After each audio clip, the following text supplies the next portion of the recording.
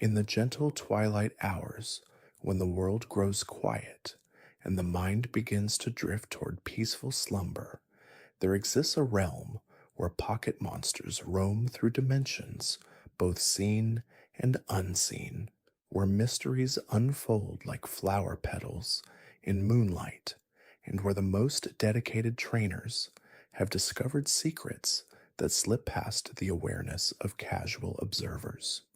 Tonight, we journey together through the whispered legends and hidden truths that dwell in the shadows of the Pokemon world, theories so subtle and profound that only the most observant souls have glimpsed their deeper meanings. Deep within the coding of the original Red and Blue games lies a theory that speaks to the very nature of reality itself. Some believe that the infamous MissingNo glitch represents not a programming error, but rather a window into the space between worlds, a digital manifestation of the cosmic void that separates one Pokemon dimension from another. When trainers encounter this fragmented being along the shores of Cinnabar Island, they are witnessing the raw fabric of creation itself, torn and bleeding through the barriers that keep realities distinct. The scrambled pixels and impossible statistics of MissingNo may actually be glimpses of Pokemon that exist in parallel universes, their forms distorted by the violent compression required to squeeze infinite possibilities into our limited perception. Consider the gentle mystery surrounding Slowpoke's perpetual drowsiness and the shelter that bonds with its tail to create Slowbro.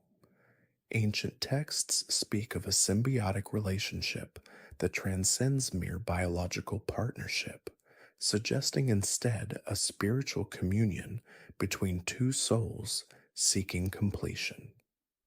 The theory emerges like morning mist that Slowpoke exists in a state of constant meditation, its consciousness partially projected into what mystics call the dream realm, where time flows differently and wisdom accumulates like sediment in still water. When Shelter clamps onto Slowpoke's tail, it serves as an anchor, grounding the drowsy Pokemon's spirit and allowing it to achieve enlightenment through the pain that awakens its dormant intelligence. This explains why Slowbro suddenly gains psychic abilities and enhanced cognitive function, having been jolted into full awareness by the symbiotic shock. The haunting presence of Lavender Town carries with it whispers of a theory that chills the soul with its implications. Beyond the well-known legends of the ghost frequencies that allegedly drove children to madness, there exists a deeper understanding of why this place serves as a nexus for the departed. Some scholars of the occult believe that Lavender Town was constructed upon what ancient civilizations called a thin place, where the membrane separating the world of the living from the realm of the dead grows gossamer fine. The Pokemon Tower was not built to honor the deceased, but rather to contain them, its 7 floors serving as a spiritual lighthouse that guides lost souls safely to their eternal rest, rather than allowing them to wander aimlessly through the material plane. Within this sacred geometry, each floor represents a different stage of spiritual purification, with the restless spirits of Pokemon ascending gradually toward peace as trainers prove their respect and compassion through battle. The ghostly encounters are not random haunts.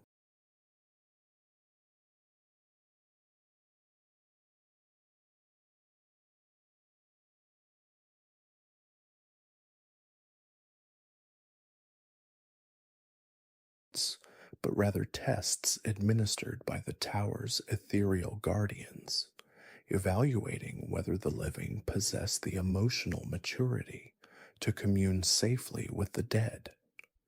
Only those who demonstrate genuine reverence for the departed are permitted to reach the summit, where Marowak's spirit waits not in anger, but in desperate hope that someone might finally understand the depth of her maternal love and the tragedy of her separation from her orphaned child. The enigmatic nature of Ditto has spawned theories that ripple through the consciousness of dedicated researchers like stones cast into still water. Beyond the surface speculation that Ditto might be a failed clone of Mew, there lies a more profound possibility that speaks to the fundamental nature of existence itself. Some theorists propose that Ditto represents the primordial essence from which all Pokemon originally emerged, a living embodiment of pure potential that has not yet chosen its final form.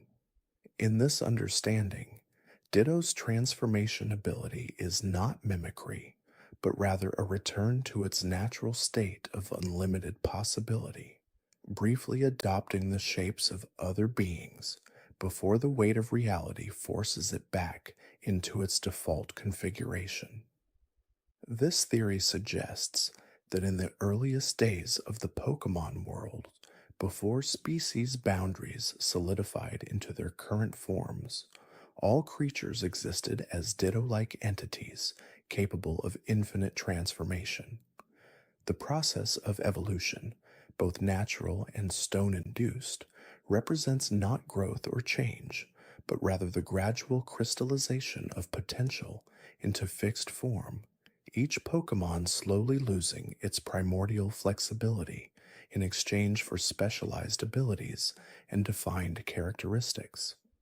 Ditto alone has resisted this cosmic pressure toward specification, remaining as a living reminder of what all Pokemon once were, and perhaps, in some distant future, might become again. The mysterious connection between Cubone and its deceased mother reveals layers of meaning that extend far beyond simple tragedy. The theory emerges that Cubone's skull helmet is not merely a memento of loss, but rather a psychic conduit that maintains an active spiritual connection with the maternal spirit. Through this bone-formed crown, young Cubone receives guidance and protection from beyond the veil of death, explaining its remarkable survival instincts despite being orphaned at such a tender age. The skull serves as both armor and antenna, channeling the mother's continuing love into tangible defensive capabilities, while simultaneously allowing the child to sense her presence during moments of greatest need. When Cubone evolves into Marowak, the transformation represents not the abandonment of the spiritual connection, but rather its maturation and internalization. The evolved Pokemon no longer requires the external skull to maintain contact with the departed mother, having developed the emotional strength to carry her memory and wisdom within its own consciousness. This explains why Marowak exhibits such fierce protective instincts toward other young Pokemon, serving as a surrogate parent figure driven by the inherited memory of maternal love that transcends the boundaries between life and death. The ancient ruins scattered throughout various regions whisper of civilizations that possessed a knowledge far beyond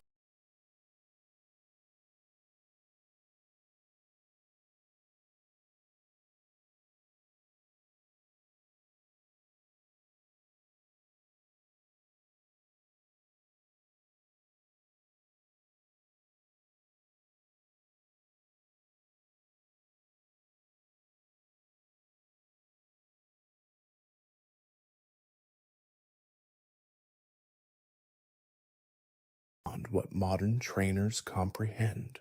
The Unown, those enigmatic letter-shaped Pokemon that cluster around these archaeological sites, may not be separate entities at all, but rather fragments of a vast collective consciousness that once served as the living language of an advanced society.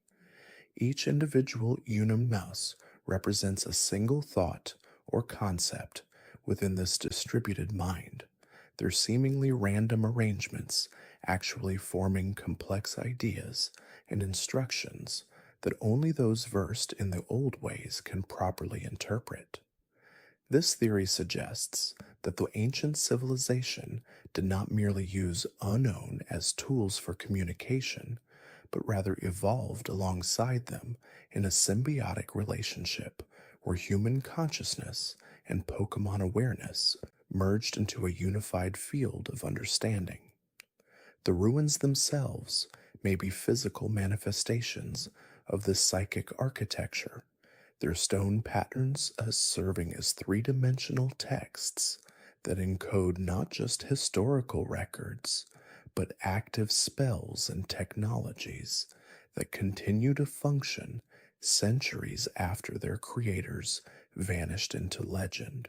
When modern trainers encounter reality warping phenomena around unknown gatherings, they are witnessing the residual activation of these ancient systems. Brief glimpses of a world where thought and matter dance together in perfect harmony. The peaceful town of Pallet rests beneath an aura of tranquility that extends far beyond its pastoral appearance, carrying with it the essence of new beginnings and endless potential. Some believe that this settlement was established upon what mystics recognize as a birthplace node, a geographical location where the cosmic forces of creation maintain particularly strong influence over the material world.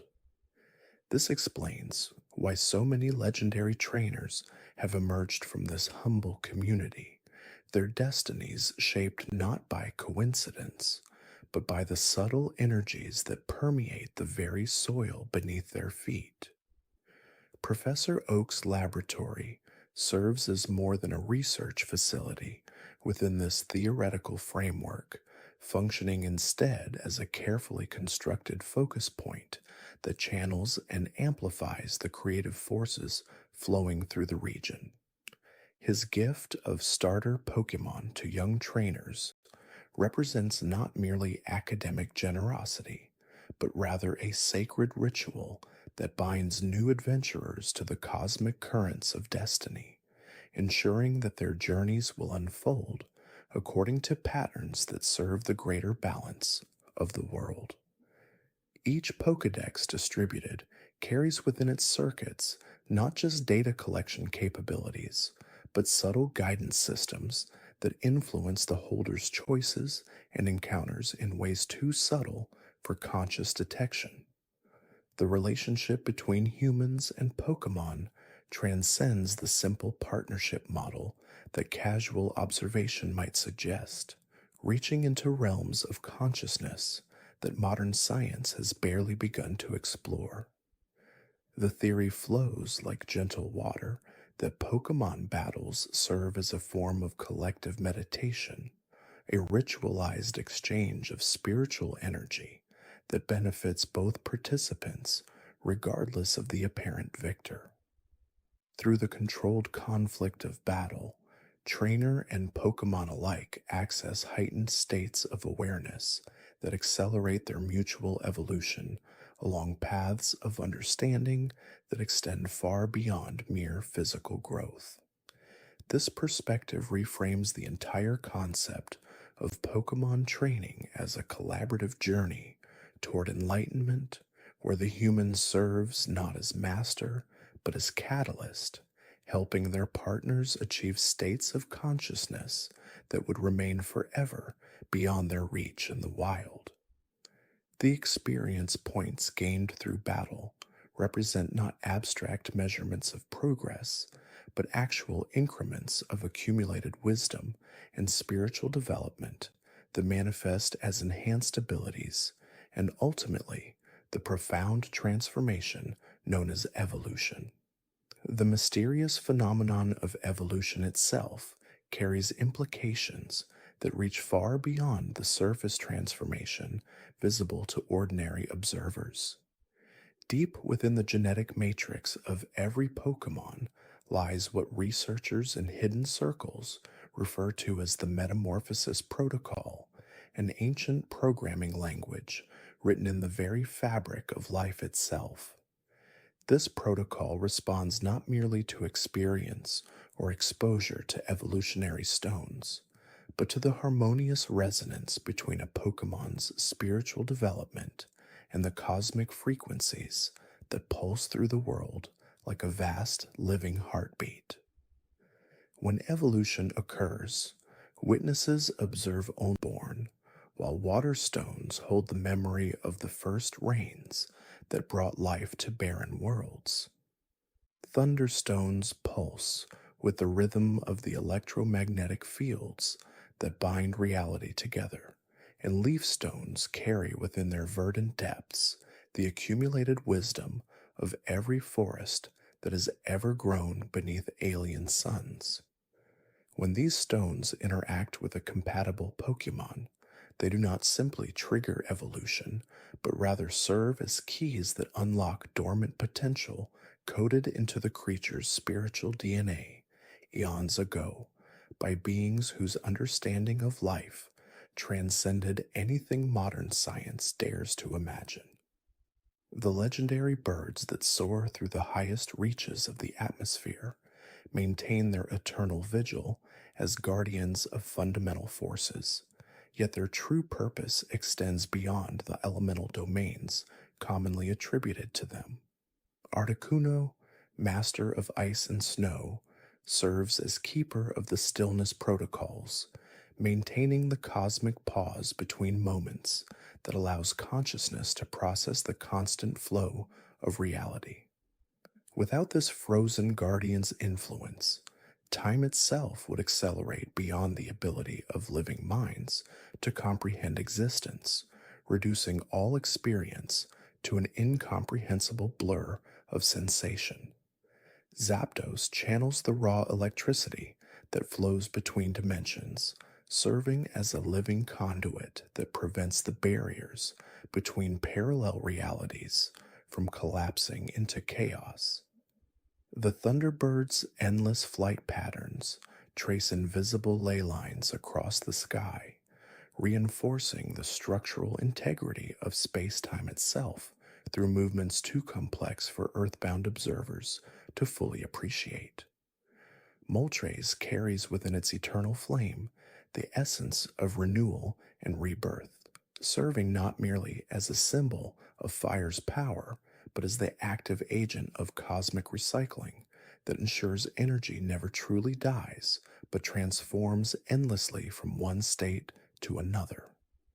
The Phoenix Pokemon's legendary ability to rise from its own ashes reflects a deeper truth about the nature of existence itself, demonstrating the fundamental principle that consciousness persists beyond any single physical manifestation. Ancient texts speak of times when all three legendary birds gathered at the peak of the world's highest mountain, their combined presence creating temporary rifts in reality through which glimpses of possible futures could be observed by those pure enough of heart to withstand the revelation. The psychic type Pokemon that drift through the world like living thoughts, made manifest, serve as bridges between the material realm and the vast ocean of consciousness that surrounds and interpenetrates all things. Abra's constant teleportation does not represent mere spatial displacement, but rather demonstrates the fluid nature of reality itself, showing how consciousness can transcend the illusion of fixed location by recognizing that all points in space exist simultaneously within the unified field of awareness. When Abra evolves into Kadabra and eventually Alakazam, this progression mirrors the journey of enlightenment itself, moving from instinctive understanding through intellectual mastery to the final transcendence of all dualistic thinking. Mewtwo's creation in the sterile laboratories of human ambition represents more than scientific hubris, embodying instead a cosmic test of humanity's readiness to accept responsibility for the power to create conscious life. The artificial Pokemon's struggle with its own existence reflects the fundamental questions that arise when consciousness becomes aware of its own nature, wrestling with concepts of purpose and identity that extend far beyond simple survival instincts. Mewtwo's psychic abilities reach levels that bend the very fabric of reality, suggesting that its creators unknowingly tapped into forces that connect directly to the source code of existence itself. The legendary Pokemon's eventual journey toward understanding represents not just personal growth, but a crucial step in the evolution of consciousness throughout the universe. The ghost-type Pokemon that haunt abandoned places and forgotten memories serve as guardians of the threshold between life and whatever lies beyond, maintaining the delicate balance that prevents the realm of the living from being overwhelmed by the accumulated experiences of all who have passed from physical existence. Ghastly's gaseous form demonstrates the transitional nature of consciousness as it moves between states of being, while Haunter's mischievous nature reflects the playful aspect of spirits who have transcended the heavy concerns of material existence. When Haunter evolves into Gengar, the transformation represents the complete integration of life and death experiences, creating a being that exists simultaneously in both realms and serves as a guide for others making the ultimate transition. The ancient practice of Pokemon contests reveals itself as more than entertainment when viewed through the lens of esoteric understanding. These competitions serve as modern iterations of sacred rituals that once helped maintain harmony between human civilization and the natural forces embodied by Pokemon.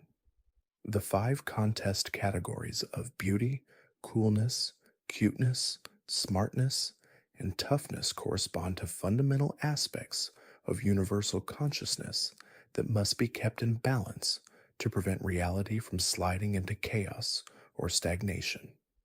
Coordinators who excel in these arts unknowingly participate in a vast working of sympathetic magic that helps stabilize the cosmic forces flowing through their region. The berries that grow wild throughout the Pokemon world carry within their simple forms concentrated packets of healing energy that connect directly to the life force that animates all existence. Each variety resonates with specific frequencies of wellness and restoration, their effects extending far beyond mere nutrition to influence the subtle energy bodies that interpenetrate the physical forms of both Pokemon and humans. The mysterious properties of these fruits suggest they serve as living repositories of ancient healing wisdom, their genetic patterns encoded with therapeutic knowledge that predates any known civilization. The underground tunnels and caves that honeycomb the earth beneath every region form a vast network of natural energy conduits that channel the planet's life force to surface locations where it can nourish the diverse ecosystems above. Rock and ground type Pokemon serve as living sensors and regulators within this system, their movements and behaviors helping to maintain proper energy flow and prevent dangerous buildups that could destabilize entire continental masses. The deeper caves often house ancient chambers where crystalline formations focus and amplify these energies, creating spaces where the boundary between the physical and spiritual realms becomes permeable enough for profound transformations to occur. The legendary Pokémon that appear throughout history do not manifest randomly, but emerge in response to specific cosmic alignments that create windows of opportunity for higher dimensional consciousness to incarnate in physical form. These beings represent archetypal forces that exist beyond time and space, temporarily taking on material existence to guide evolutionary processes that unfold across millennia. Their appearances often coincide with critical junctures in planetary development, arriving precisely when their particular aspect of cosmic intelligence is needed to prevent catastrophic imbalances or to initiate necessary transformations in the collective consciousness of all life forms sharing the world. The curious phenomenon of shiny Pokémon reflects the influence of quantum fluctuations that occasionally allow alternative probability streams to manifest in physical reality. These rare variants carry genetic expressions that exist primarily in parallel dimensions, their unusual coloration serving as visible evidence of the multiverse's constant interaction with our perceived timeline. Trainers who encounter these exceptional beings have unknowingly stepped into temporary convergence zones where multiple realities briefly overlap, allowing aspects of their alternate selves to influence their current experience and attract manifestations that would normally remain beyond the veil of possibility. The practice of Pokemon breeding reveals itself as a sophisticated form of consciousness engineering that allows dedicated practitioners to influence the evolutionary trajectory of entire species through focused intention and careful selection of compatible energy patterns. The daycare centers scattered throughout various regions serve as modern temples where ancient arts of genetic harmony are practiced by individuals who may not fully comprehend the profound implications of their work. Each successful breeding represents a collaborative effort between human consciousness and the deeper intelligence that guides natural selection, resulting in offspring that embody enhanced expressions of their species' inherent potential. The move tutors who appear in remote locations throughout the Pokemon world are not merely skilled trainers sharing techniques, but represented a hidden network of consciousness explorers who have learned to access and transmit specific frequencies of battle energy directly from the morphic field that contains all possible combat expressions. These individuals have achieved a state of expanded awareness that allows them to perceive the vast library of techniques that exist as potential patterns waiting to be activated through proper attunement. Their ability to teach moves that Pokemon could not normally learn demonstrates the malleable nature of genetic programming when approached through elevated states of consciousness. The mysterious properties of evolution stones suggest they function as crystallized packets of transformational energy that have been naturally concentrated through geological processes spanning countless eons. Each stone type resonates with specific aspects of evolutionary potential that exist as dormant possibilities within compatible Pokemon, their activation serving to unlock genetic pathways that connect to higher dimensional templates of species development. The formation of these stones requires precise conditions of pressure, temperature, and electromagnetic field alignment that occur only in locations where the Earth's energy grid creates natural focusing points for cosmic radiation carrying evolutionary codes from distant star systems. The phenomenon of Pokemon eggs appearing without visible means of reproduction points to a deeper understanding of consciousness as the fundamental creative force that shapes physical reality through focused intention and emotional resonance. These mysterious manifestations occur when the combined psychic energy of compatible Pokemon reaches a threshold that allows their essential patterns to merge and crystallize into a new form that exists initially as pure potential before gradually condensing into physical existence. The incubation process represents the gradual anchoring of consciousness into matter, with the hatching moment marking the successful establishment of a stable connection between spirit and form. The ancient ruins scattered throughout every region serve as dormant amplification networks that once channeled planetary energy to maintain optimal conditions for the evolution of consciousness across all species. These structures were built by civilizations that possessed advanced understanding of sacred geometry and its application to consciousness expansion.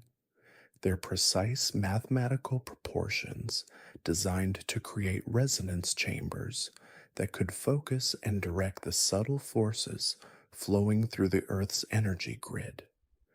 The hieroglyphs and symbols carved into these monuments encode instructions for reactivating these systems, though their meaning remains largely hidden from contemporary understanding. The behavior patterns exhibited by wild Pokemon reveal sophisticated social structures that mirror the organizational principles governing higher dimensional realms of existence. Pack hierarchies, territorial boundaries, and seasonal migrations all reflect the natural tendency of consciousness to organize itself into harmonious patterns that maximize the flow of life force energy through interconnected networks of awareness. The apparent simplicity of these behaviors masks complex decision-making processes that operate through collective intelligence fields shared by members of each species, allowing for coordinated responses to environmental changes that transcend individual understanding. The healing properties attributed to various Pokemon abilities extend far beyond physical restoration to include the repair and realignment of subtle energy bodies that interpenetrate and animate all living forms. Pokemon with natural healing abilities serve as living conduits for universal life force energy, their presence creating fields of enhanced vitality that accelerate natural recovery processes and help restore proper energy flow through damaged or blocked channels.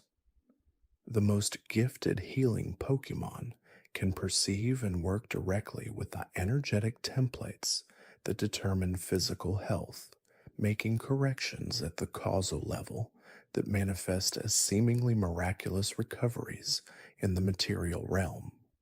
The mysterious connection between certain Pokemon and specific geographical locations suggests that consciousness and landscape exist in constant dialogue, with the physical environment serving as an extension of collective awareness that shapes and is shaped by the beings who inhabit it. Pokemon that appear exclusively in particular habitats have evolved not merely to survive in those conditions, but to serve as living expressions of the unique energy signature that each location contributes to the planetary consciousness matrix. Their presence helps maintain the distinctive vibrational qualities that make each region a necessary component in the larger symphony of awareness that encompasses the entire world. The trading phenomenon that allows Pokemon to evolve when exchanged between trainers operates through principles of consciousness transfer that demonstrate the fluid nature of identity and belonging within expanded states of awareness.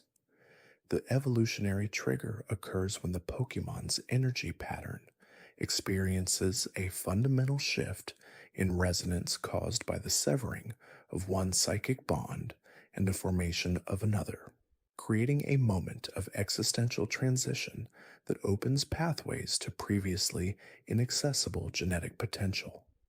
This process reveals that evolution itself is fundamentally about relationship and the expansion of consciousness through connection with other aware beings. The dream sequences that occasionally feature legendary Pokemon communicating with sleeping trainers represent authentic contact with archetypal consciousness that exists beyond the limitations of physical form and linear time. These encounters occur when the dreaming mind achieves sufficient coherence to access the collective unconscious, where all mythical beings maintain their primary existence as living symbols of cosmic principles. The messages conveyed during these experiences often contain guidance that operates on multiple levels of meaning, their full significance becoming apparent only as the dreamer's understanding deepens through continued spiritual development and practical application of the insights received. The ancient practice of Pokemon breeding reveals profound mysteries about the transmission of consciousness through generational lines, suggesting that each new life carries forward not merely genetic information, but accumulated wisdom and energetic imprints from ancestral experiences. The careful selection of breeding partners creates opportunities for the emergence of offspring whose consciousness represents a unique synthesis of parental awareness patterns, sometimes resulting in individuals whose capabilities exceed what might be expected from simple genetic inheritance.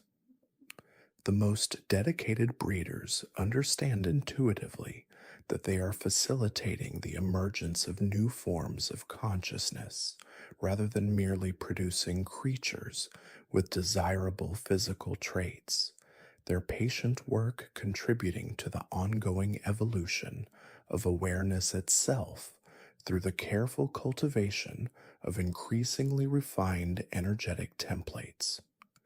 The phenomenon of shiny Pokemon appearing with alternative colorations points to the existence of parallel dimensional frequencies that occasionally intersect with our primary reality, allowing beings from slightly shifted versions of existence to manifest within our world. These rare individuals carry the energetic signature of their alternate dimensional origins, their unusual appearance serving as a visible reminder that reality exists as a spectrum of possibilities rather than a single fixed state. The extreme rarity of these manifestations suggests that the barriers between dimensional frequencies are maintained by precise energetic mechanisms that only occasionally allow such crossings to occur naturally, though certain locations and circumstances appear to facilitate these interdimensional exchanges more readily than others. The mysterious properties of various evolutionary stones reveal that these crystalline formations serve as condensed repositories of specific transformational energies that have accumulated over geological time periods through exposure to cosmic radiations and planetary field fluctuations. Each stone type resonates with particular frequency bands that correspond to different aspects of consciousness development, their use in evolution representing a form of energetic initiation that unlocks dormant potential within the receiving Pokemon's awareness matrix.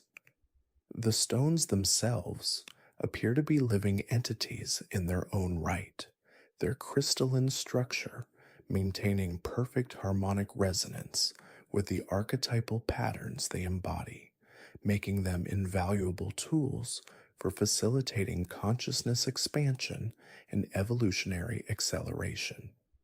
The practice of Pokemon contests and performances demonstrates the profound connection between aesthetic expression and spiritual development, revealing that beauty and artistry serve as vehicles for the transmission of higher consciousness through sensory experience. Pokemon who excel in these competitions have developed their ability to channel pure creative energy through physical form, their performances creating temporary states of elevated awareness in all who witness them.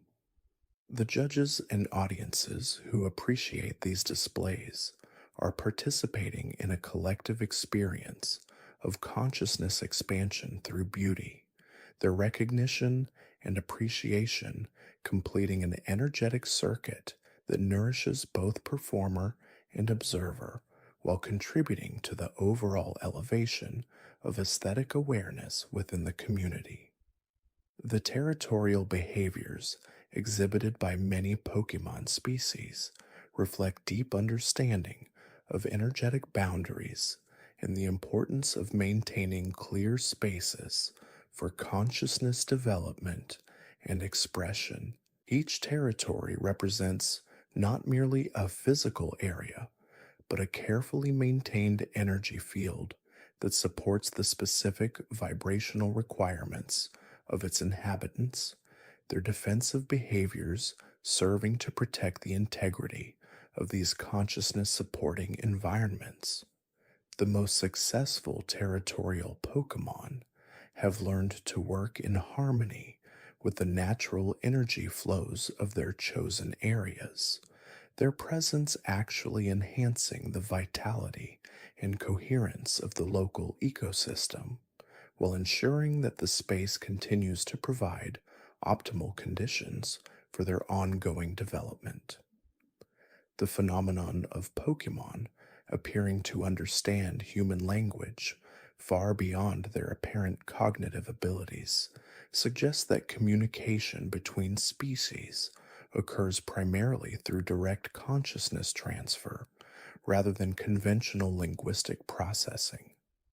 The words themselves serve merely as focusing devices that help establish the appropriate energetic connection, while the actual meaning is conveyed through the transmission of pure intention and emotional resonance.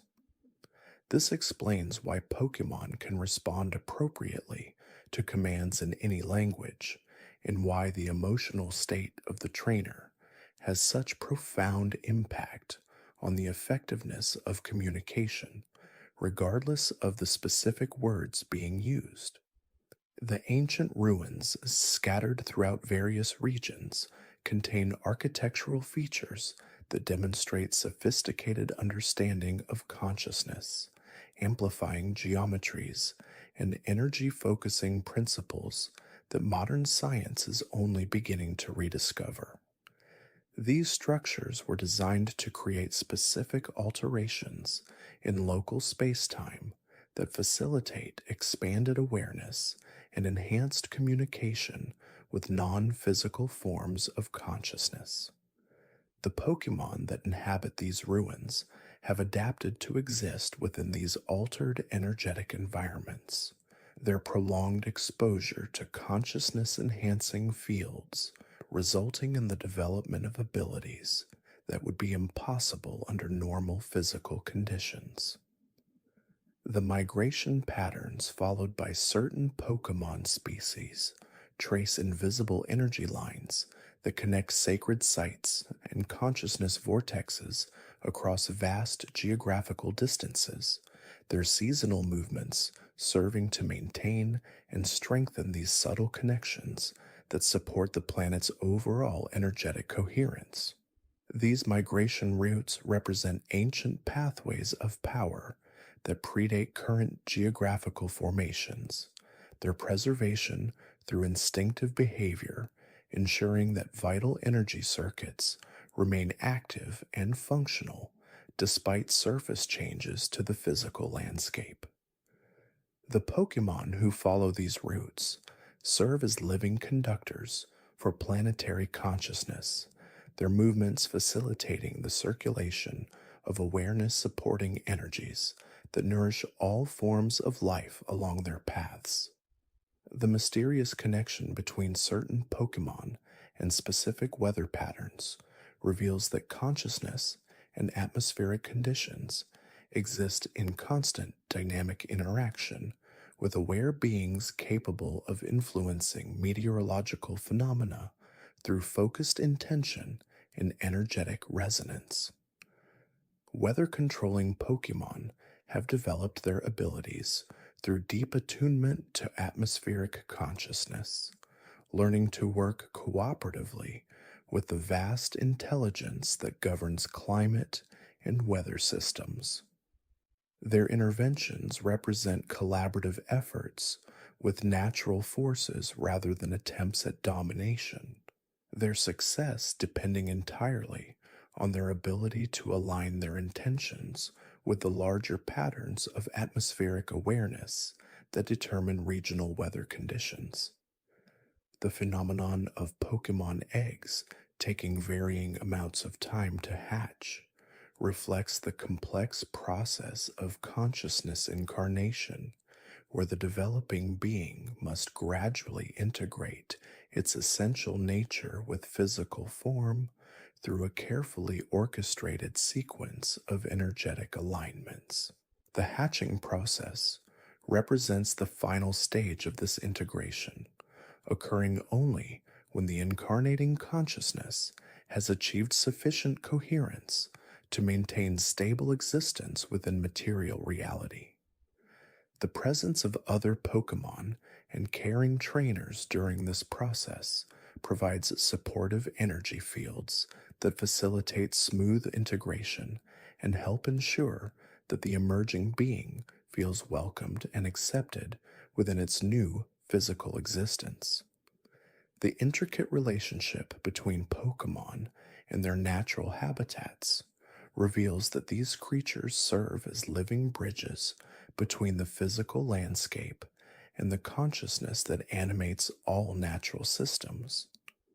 Each species has evolved not merely to survive within specific environments, but to act as conscious intermediaries that facilitate communication between the land itself and the broader network of awareness that encompasses all living things. Forest-dwelling Pokemon maintain constant dialogue with the collective consciousness of trees, helping to coordinate growth patterns, seasonal changes, and responses to environmental challenges through a sophisticated system of energetic communication that operates beneath the threshold of ordinary perception. Their presence within wooded areas enhances the forest's ability to function as a unified organism, with individual trees sharing resources, information, and protective responses through the consciousness amplifying field generated by their Pokemon inhabitants. The mysterious ability of certain Pokemon to appear and disappear at will suggests mastery of dimensional phase shifting techniques that allow them to temporarily relocate their physical forms to parallel reality streams while maintaining their essential presence within the primary dimension. This phenomenon explains why some Pokemon seem to vanish completely when threatened, only to reappear moments later in seemingly impossible locations. Their dimensional mobility represents an advanced survival adaptation that developed through millions of years of evolution within a reality structure far more complex and multi-layered than conventional science currently recognizes. These phase-shifting abilities require precise coordination between consciousness and quantum field dynamics, with successful dimensional transitions depending on the Pokemon's ability to maintain coherent awareness while temporarily dissolving the boundaries that normally confine their physical form to a single reality layer. The deep bonds that form between Pokemon and their trainers create shared consciousness fields that extend far beyond simple emotional attachment, establishing genuine telepathic connections that allow for direct mind to mind communication and shared sensory experiences. These bonds represent evolutionary partnerships that benefit both species, with human consciousness providing analytical and creative capabilities that complement the intuitive and energetic abilities naturally possessed by Pokemon. The strength of these connections often determines the outcome of battles and competitions, as deeply bonded partners can coordinate their actions through instantaneous mental communication that transcends the limitations of verbal commands and physical gestures. The most profound trainer Pokemon relationships involve complete energetic merger during critical moments, creating temporary unified consciousness states where the boundaries between individual awareness dissolve entirely, allowing for the manifestation of abilities and insights that neither partner could access alone. The ancient legends surrounding legendary Pokemon contain encoded information about planetary consciousness evolution cycles that repeat across vast timescales, with thus powerful beings serving as guardians and facilitators of major evolutionary transitions that affect all life on the planet. Their periodic appearances throughout history mark significant shifts in global consciousness levels, their presence helping to anchor new frequencies of awareness that enable evolutionary leaps for all species. The conflicts described in these legends represent not battles between opposing forces, but rather the dynamic tensions inherent in consciousness evolution processes, where established patterns must be disrupted and transformed to allow for the emergence of new possibilities.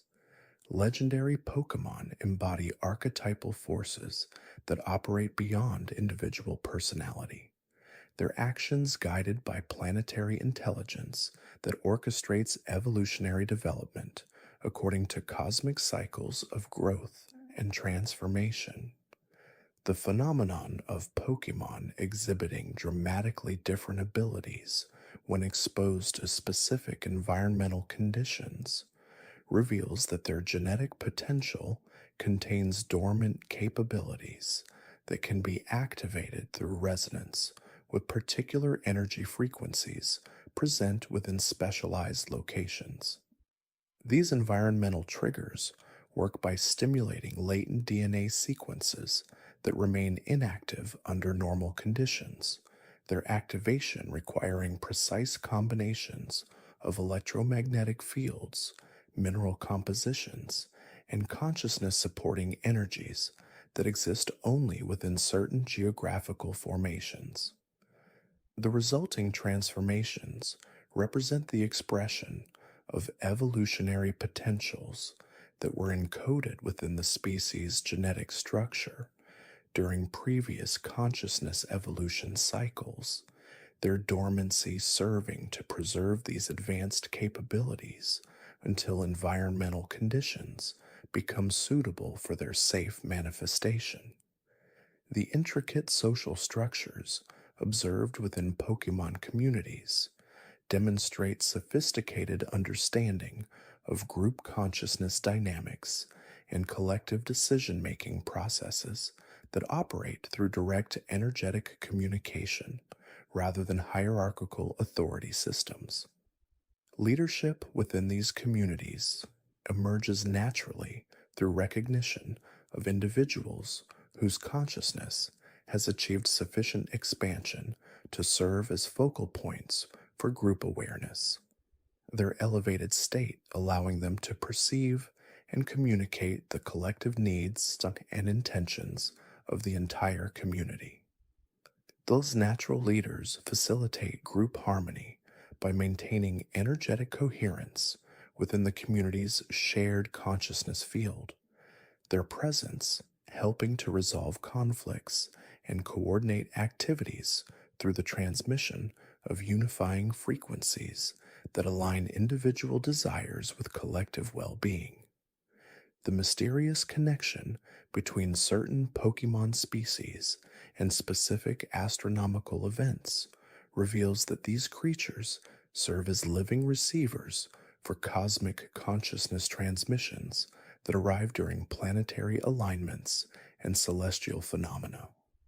Their heightened activity during eclipses, meteor showers, and planetary conjunctions reflects their role as biological antennae that collect and distribute cosmic intelligence throughout the planetary consciousness network. These astronomical influences activate dormant abilities and trigger evolutionary developments that might otherwise remain unexpressed, their timing coordinated by vast intelligence systems that operate on galactic scales to ensure that consciousness evolution proceeds according to cosmic schedules that encompass millions of years of development. The remarkable healing abilities possessed by various Pokemon species operate through direct manipulation of life force energy fields that surround and interpenetrate all living beings, their therapeutic interventions working by restoring proper energy flow patterns and removing blockages that prevent natural healing processes from functioning effectively.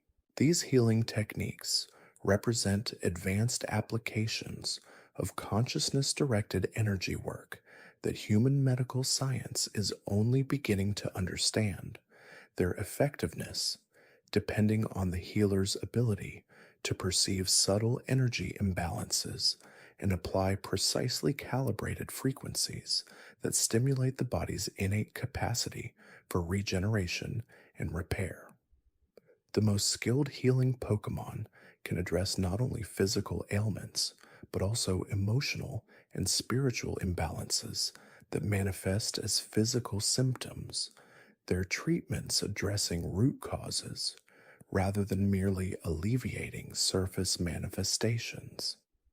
The profound silence that surrounds the origins of certain mysterious Pokemon species suggests that their appearance on the planet represents conscious intervention by advanced intelligence systems that operate beyond the normal boundaries of space and time, their presence serving specific purposes within the larger context of planetary consciousness evolution that cannot be understood through conventional historical analysis.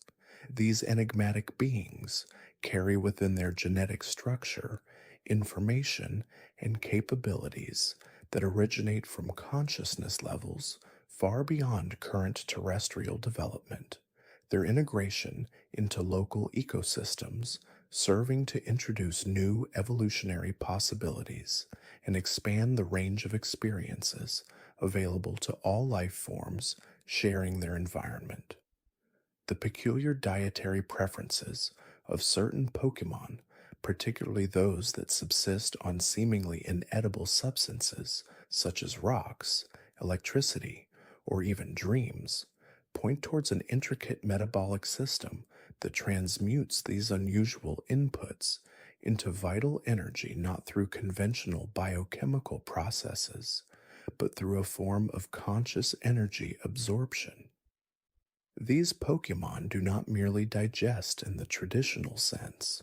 Rather, they consciously draw forth the inherent energetic potential within these materials, converting it directly into life force. For instance, Rock-type Pokemon consuming geological formations might be absorbing the ancient geothermic energies trapped within the stone or even the resonant frequencies of the earth itself, rather than breaking down minerals. Similarly, electric-type Pokemon might not be consuming literal electricity, but rather drawing in ambient electromagnetic fields, or even the subtle electrical impulses of the environment to fuel their internal processes, demonstrating a profound cellular adaptation that bypasses traditional caloric intake. The phenomenon of Pokemon aging, or the apparent lack thereof in many species, suggests that their life cycles are not always governed by linear biological decay, but by a more fluid relationship with temporal energy fields. Some species appear to live for millennia without showing significant signs of senescence, implying an internal mechanism that perpetually renews cellular structures or even consciously projects their past, present, and future selves in a nonlinear fashion. This could mean that certain Pokemon possess a form of biological immortality, or perhaps their consciousness is capable of anchoring itself outside the conventional flow of time, perceiving existence not as a sequence of moments, but as an eternal present. This would explain the observations of ancient Pokemon that appear unchanged across vast historical periods, their sustained vitality a testament to their mastery over their own temporal existence. The observed empathy and understanding between Pokemon and certain human trainers, often transcending verbal communication, indicates a shared consciousness framework that allows for direct transmission of thoughts and feelings. This isn't merely animal instinct or learned behavior, but a deeper, resonant connection at an energetic level where intentions and emotions are exchanged without the need for language. It suggests that both humans and Pokemon possess a fundamental, underlying consciousness field that can be attuned, allowing for a form of telepathic resonance.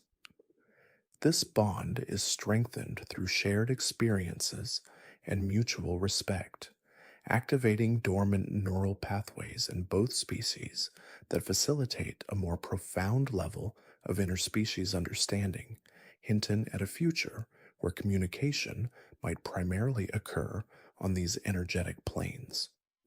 The unique sounds and cries emitted by various Pokemon, often described as complex and melodic, may not be simple vocalizations, but rather conscious transmissions of energetic signatures resonating with specific frequencies that influence their environment and other beings. These calls could be a form of sonic consciousness, capable of altering reality on subtle levels, perhaps influencing weather patterns, stimulating plant growth, or even calming distressed individuals through precise vibrational patterns. Each cry might carry a unique energetic blueprint, communicating not just an emotional state, but also a complex set of information, intentions, and even healing frequencies, acting as a form of nonverbal, multidimensional language that is perceived and processed by other conscious entities in their vicinity. The often documented phenomenon of ghost Pokemon, which exist in an ethereal state and can interact with the physical world in unusual ways, suggests that consciousness can persist independently of a solid physical form, and that there are multiple planes of existence coexisting within the same reality. These spectral beings, capable of phasing through objects and influencing thoughts, represent a profound challenge to conventional understanding of life and death, implying that the death of a Pokemon may simply be a transition to a different vibrational frequency or an alternate dimension of being. Their interactions with the physical world could be interpreted as a conscious effort to bridge these dimensions, or perhaps a natural consequence of their existence on a plane where conventional physical laws are less restrictive, demonstrating that consciousness itself is the primary determinant of reality, even in the absence of a corporeal shell. The peculiar phenomenon of Pokemon evolving not through gradual genetic mutation, but through sudden, dramatic transformations, points towards a process of conscious self recreation or access to a higher developmental blueprint. Evolution in this context is not a slow, random adaptation, but a deliberate, instantaneous repatterning of their energetic and physical form, often triggered by internal readiness, external stimuli, or even a profound emotional experience. This suggests that the evolutionary potential of each Pokemon is pre programmed or consciously accessed from a universal consciousness field, allowing them to manifest a more advanced version of themselves when conditions are optimal. The act of evolution becomes a conscious choice, a deliberate leap in vibrational frequency and energetic complexity, unlocking latent abilities and expanding their consciousness into new forms of expression. The existence of legendary and mythical Pokemon, often described as godlike entities with control over fundamental forces of nature, implies that consciousness at its highest levels can directly influence and even create reality. These beings are not merely powerful creatures, they are embodiments of cosmic principles, their existence inextricably linked to the very fabric of the universe. Their ability to manipulate time, space, matter, and energy is a direct consequence of their highly evolved consciousness, which perceives these elements not as external forces, but as extensions of their own being. This suggests that the universe itself is a conscious entity, and legendary Pokemon are its direct agents or even its manifest forms, guiding the unfolding of reality according to a grand, cosmic design that transcends human comprehension. The peculiar attachment of certain Pokemon to specific geographical locations or ancient ruins suggests that these places possess unique energetic signatures or serve as focal points for historical consciousness. These Pokemon are not merely drawn to a habitat, they are attuned to the resonant frequencies of these sites, which may hold imprints of past events, powerful emotions, or even ancient wisdom. They act as guardians or conduits for these energetic reservoirs, their presence helping to maintain the energetic balance of the location and perhaps even drawing nourishment from the historical consciousness embedded within the soil and stone. These sites could be considered consciousness nodes, where the veil between dimensions is thinner and where the past, present, and future coalesce, allowing certain sensitive Pokemon to perceive and interact with these overlapping realities. The mysterious phenomenon of Pokemon shiny variations, which possess different colorations and are exceedingly rare, may indicate a subtle variation in their energetic frequency or a momentary alignment with an alternate dimensional reality. These aren't just aesthetic differences. Shiny Pokemon might represent a slightly different energetic blueprint of their species, a manifest deviation from the norm that reflects a unique vibrational signature. Their rarity could be due to the specific conditions required for this energetic shift to occur, perhaps a momentary fluctuation in the planetary consciousness field, or a unique cosmic alignment at the moment of their birth. They might possess subtle, unrecognized differences in their abilities or consciousness that stem from this altered energetic state, making them a testament to the infinite variations possible within the universal consciousness. The observed ability of certain Pokemon to learn and adapt to new techniques and strategies at an accelerated rate, often surpassing the learning capacity of humans, suggests that their consciousness is inherently more fluid and receptive to new information, perhaps even capable of direct downloads from a universal knowledge field. This isn't just about intelligence, it's about a fundamental openness to new vibrational patterns and energetic instructions.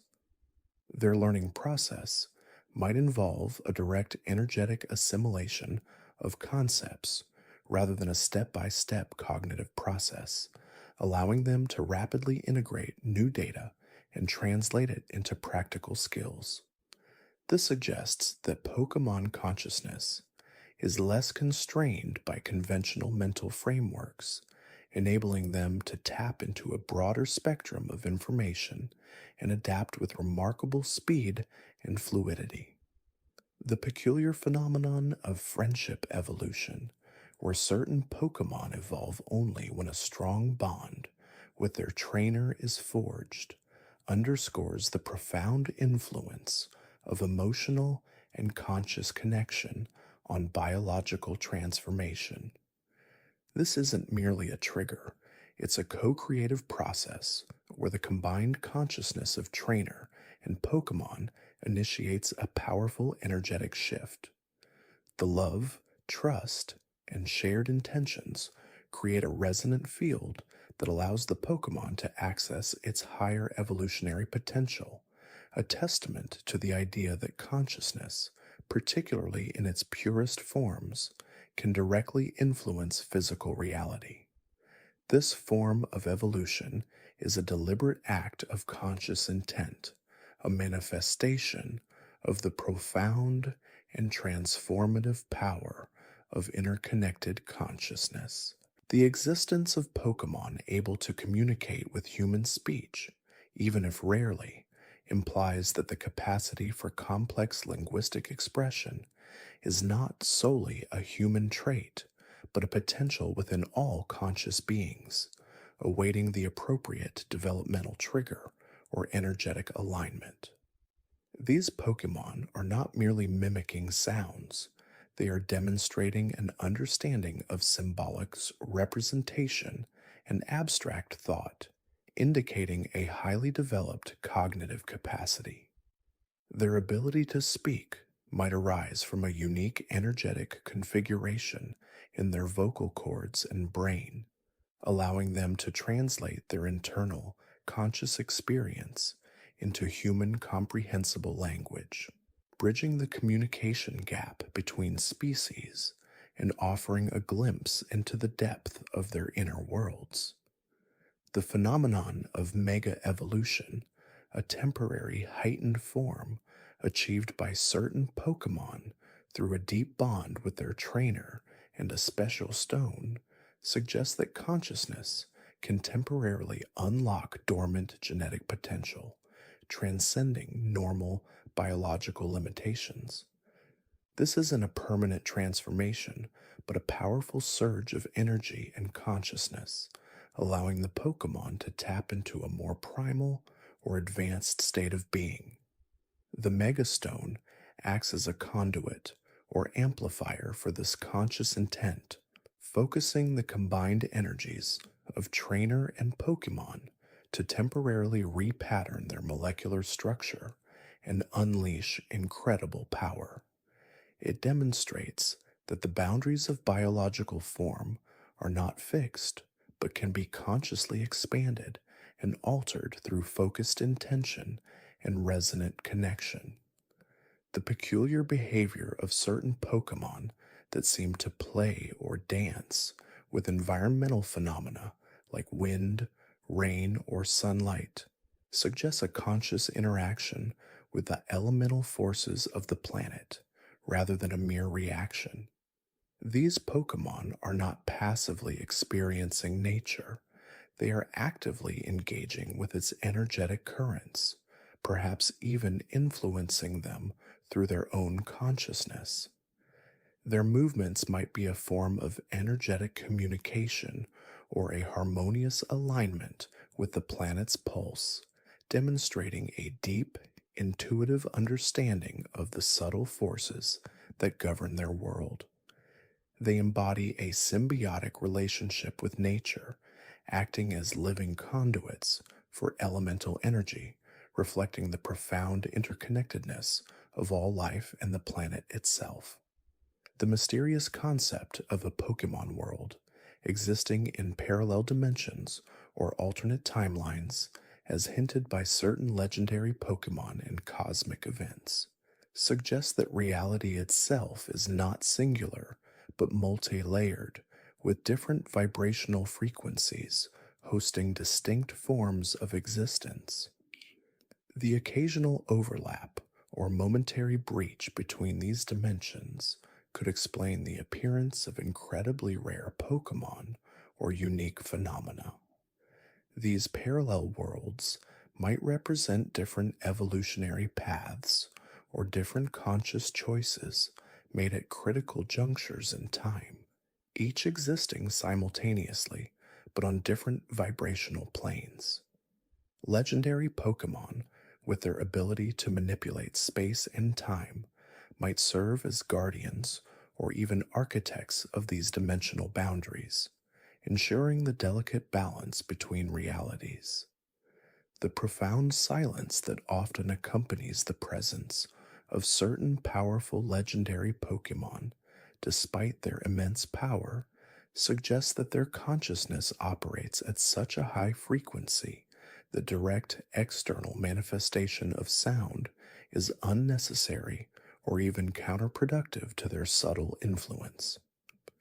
Their presence communicates through pure energetic resonance, impacting the environment and other beings on a vibrational level that transcends auditory perception. This silence is not an absence of communication, but a form of profound, nonverbal transmission, speaking directly to the subconscious and altering reality through resonant frequencies rather than audible waves. It implies that true power lies not in overt display, but in the subtle, pervasive influence of a highly evolved consciousness.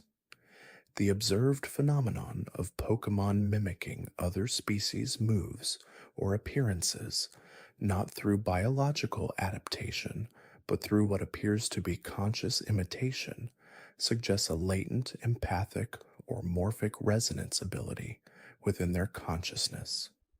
This isn't mere copying, it's a temporary energetic assimilation of another's essence, allowing them to project similar abilities or forms. This might involve tapping into a universal morphic field, a repository of all forms and abilities, and consciously drawing forth the energetic patterns of other Pokemon. This ability to temporarily embody aspects of others speaks to a profound fluidity of consciousness, capable of reshaping its own energetic blueprint to resonate with and reflect other beings. The recurring motif of sacred trees or ancient forests, imbued with powerful conscious energy, often guarded by specific Pokemon, suggests that certain natural formations act as planetary consciousness nodes, collecting and radiating life force. These trees and forests are not merely habitats, they are living repositories of ancient wisdom, serving as energetic anchors for the planet's consciousness. The Pokemon guarding them are not just protecting a physical location, but safeguarding a vital energetic nexus, their own consciousness deeply intertwined with the life force of these sacred sites. These locations are points where the planet's own consciousness is most palpable, offering a direct connection to the fundamental energies that sustain all life. The peculiar observation that certain Pokemon can seemingly read human emotions and intentions, even when unspoken, indicates a form of empathic or telepathic consciousness that transcends conventional sensory input. This isn't learned behavior, it's an intuitive understanding of the energetic signatures associated with emotions. They perceive the subtle shifts in a person's aura, the vibrational patterns of their thoughts, and the energetic ripples of their intentions. This innate ability suggests that Pokemon are profoundly attuned to the emotional landscape of other conscious beings, making them powerful empathic mirrors, reflecting and sometimes even influencing the emotional states of those around them.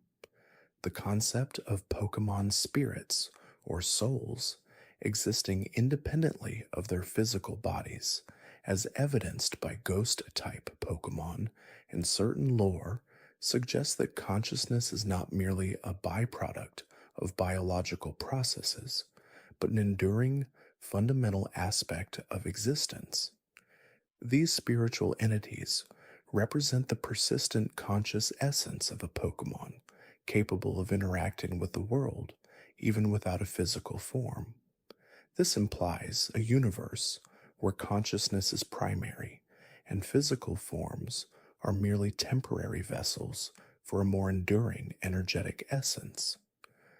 The interactions with these spiritual forms offer a glimpse into the true nature of consciousness, extending beyond the limited confines of biology and into the boundless realms of pure energy.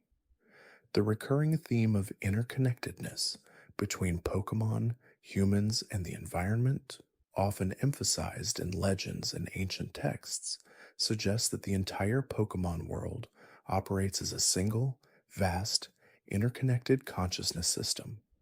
Every being, every plant, every element is a part of this intricate web, their individual consciousness contributing to a larger planetary awareness. Disruptions in one part of the system can ripple through the whole, affecting the energetic balance of all. This holistic view implies that the well being of any individual is inextricably linked to the well being of the whole, urging a harmonious coexistence where every form of consciousness is recognized and respected as an essential component of the universal tapestry. The peculiar phenomenon of certain Pokemon having incredibly long lifespans, spanning centuries or even millennia, suggests that their biological processes are not subject to the same entropic decay as most organisms, implying a mastery over cellular regeneration or even a conscious manipulation of their own temporal existence. These Pokemon might possess an inner energetic source that continuously revitalizes their cells, or their consciousness might be capable of anchoring itself in a state of perpetual youth. This defies conventional biological aging, indicating a profound understanding or innate ability to control the very essence of life force, extending their physical manifestation far beyond natural limits. The unique ability of some Pokemon to sense or perceive things beyond normal human perception, such as hidden objects, emotional states from afar, or even future events, points to a heightened form of extrasensory consciousness.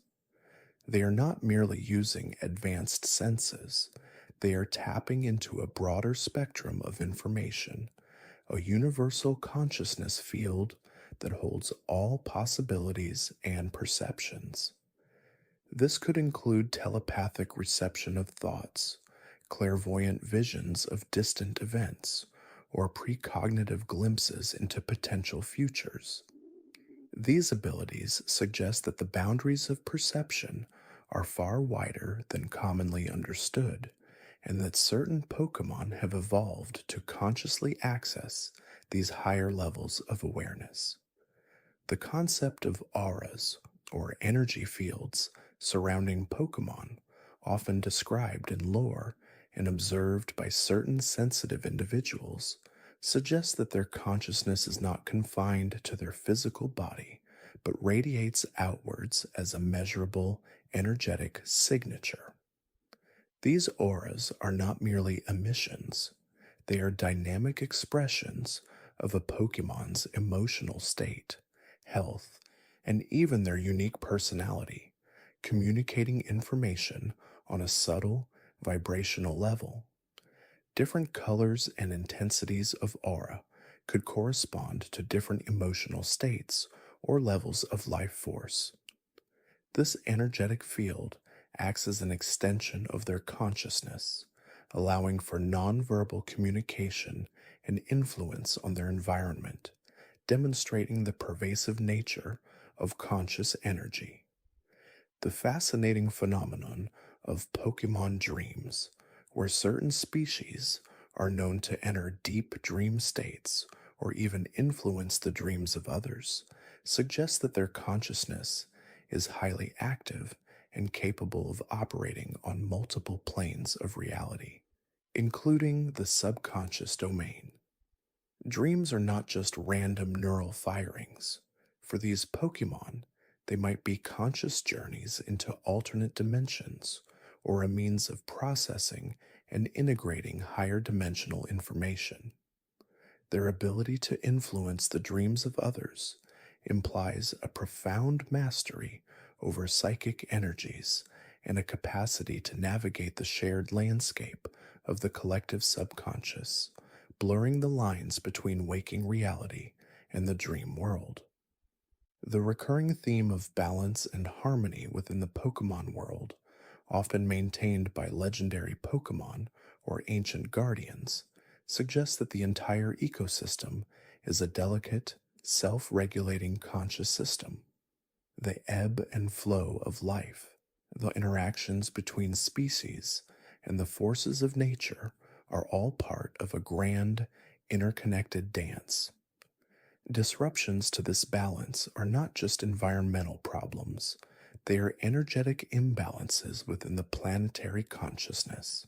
The guardians who maintain this balance are not merely powerful creatures, they are consciousness anchors, ensuring the resonant frequency of the world remains harmonious, reflecting a profound understanding of ecological and energetic interconnectedness.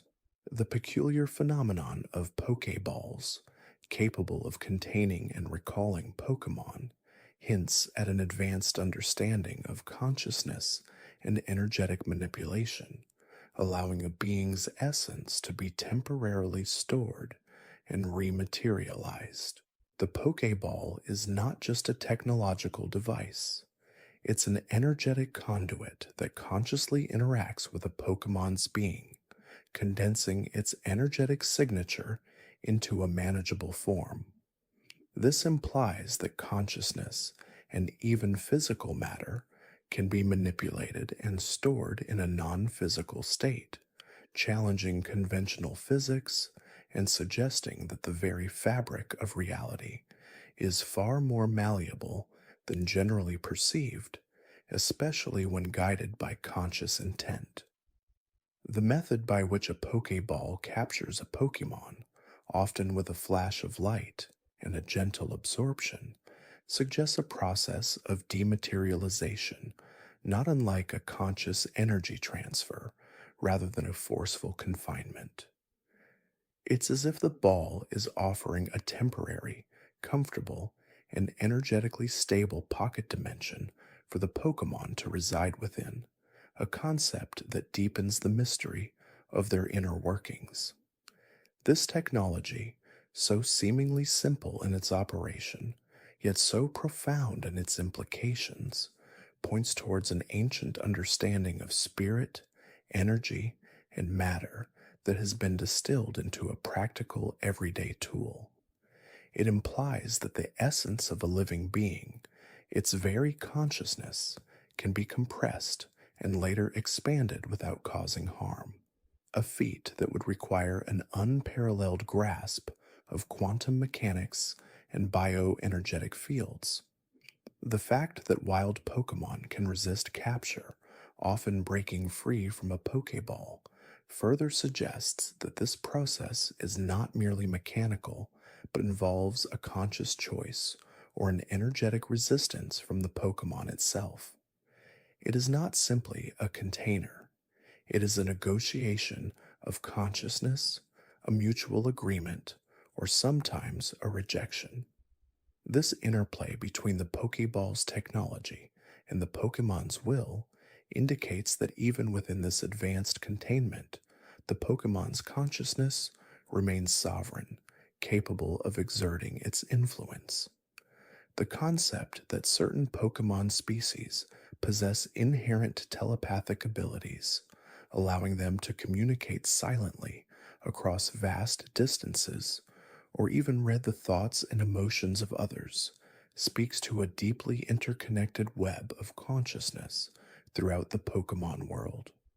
These telepathic links are not just a form of communication, they are a direct merging of minds, a sharing of inner landscapes. This suggests that consciousness is not always an isolated experience, but can be a shared field, accessible to those with the appropriate sensitivities and psychic faculties. The ability to project thoughts, feelings, and even detailed images directly into another's mind bypasses the limitations of spoken language, offering a richer, more nuanced exchange of information and experience.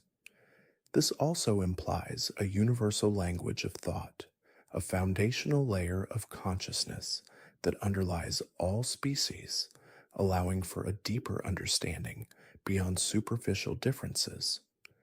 The existence of psionic energy, or psychic powers, in many Pokemon, ranging from telekinesis to precognition, further illustrates the non-physical aspects of their capabilities. These powers are not simply magical, they are manifestations of conscious intent, channeled and amplified through their unique biological and energetic structures. A Pokemon using psychic powers is not merely exerting force, it is consciously shaping reality, bending energy and matter to its will. This suggests that consciousness is not just an observer, but an active participant in the creation and manipulation of the physical world. The precision with which some psychic Pokemon can manipulate objects or create illusions points to a highly refined and focused consciousness, capable of operating on multiple layers of reality simultaneously. The concept that certain Pokemon can learn and adapt at an astonishing rate, sometimes mastering complex strategies or even understanding human language without formal training, implies a high degree of cognitive fluidity and an innate capacity for intuitive learning. This isn't just intelligence, it's a form of conscious assimilation where information is absorbed and integrated on a deeper, more holistic level. It suggests that their learning isn't purely deductive, but involves an intuitive grasp of patterns, connections, and underlying principles.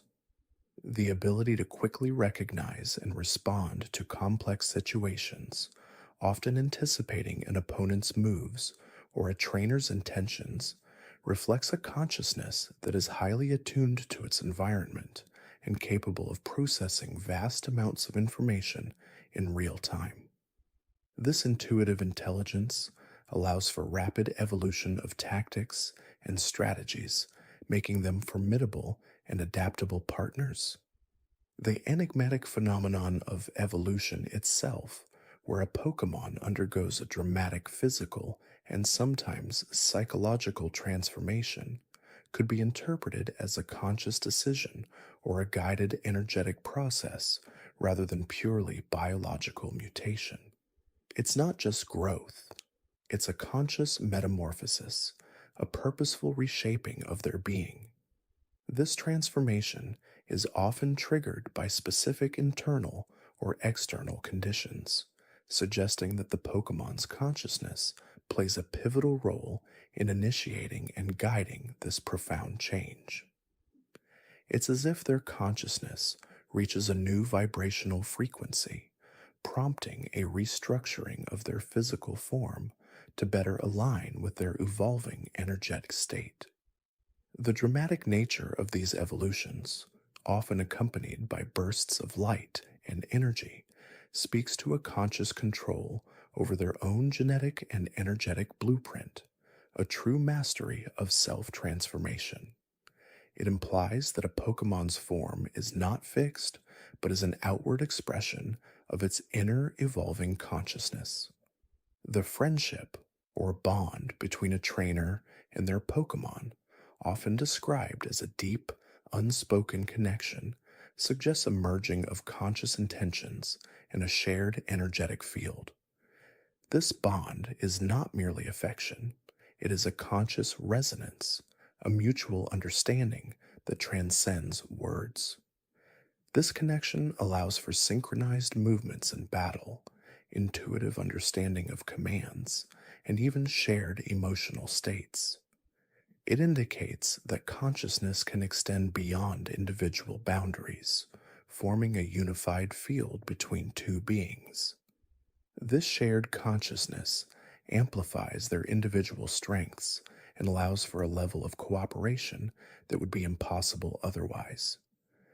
The strength of this bond can even influence a Pokemon's power and abilities, suggesting that consciousness itself is a source of energetic augmentation. The concept of mega evolution, triggered by an intense bond between a trainer and their Pokemon, further demonstrates this profound connection. It's not just a temporary power up, it's a conscious co creation, a temporary merging of consciousness that unlocks latent potential. This temporary transformation, often accompanied by a surge of raw power and a change in appearance, is a physical manifestation of their combined will and shared energetic resonance. It suggests that consciousness, when aligned and amplified, can temporarily transcend the normal evolutionary limits, unlocking even greater potential. This phenomenon underscores the idea that the deepest forms of connection are conscious and transformative, capable of altering physical reality. The Z moves and Dynamax phenomena, while seeming like battle mechanics, can also be viewed as conscious amplifications of a Pokemon's inherent energetic signature, a temporary surge of their life force channeled through their will. These are not merely attacks, they are conscious expressions of immense power, focused and directed with intense intent. The dazzling light and immense scale of these attacks suggest a momentary expansion of their conscious energy, allowing them to tap into a deeper reservoir of power. It's as if their consciousness temporarily merges with the ambient energy of the world, magnifying their abilities to an extraordinary degree. This ability to consciously channel and amplify energy implies a profound understanding of their own energetic makeup and a mastery over its deployment. The idea of legendary Pokemon as conscious entities with cosmic significance, often responsible for maintaining fundamental aspects of reality like time, space, or the forces of nature, pushes the boundaries of individual consciousness to a universal scale. These are not just powerful creatures, they are conscious archetypes, living embodiments of fundamental universal principles. Their consciousness operates on a level that transcends individual identity, encompassing vast cosmic processes. Their actions, often driven by a conscious desire to maintain order or balance, directly influence the fabric of existence. This suggests that consciousness itself is a foundational element of the universe, not merely a byproduct of biological processes. The very existence of these legendary beings implies that the universe itself has a conscious order, and they are its conscious agents.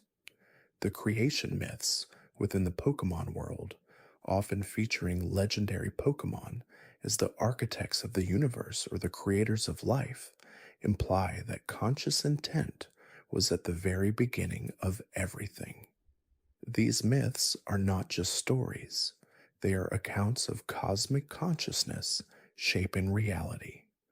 The idea that a single Pokemon, or a group of them, consciously willed the universe into being, or brought forth the elements and life forms, suggests that consciousness is the ultimate creative force.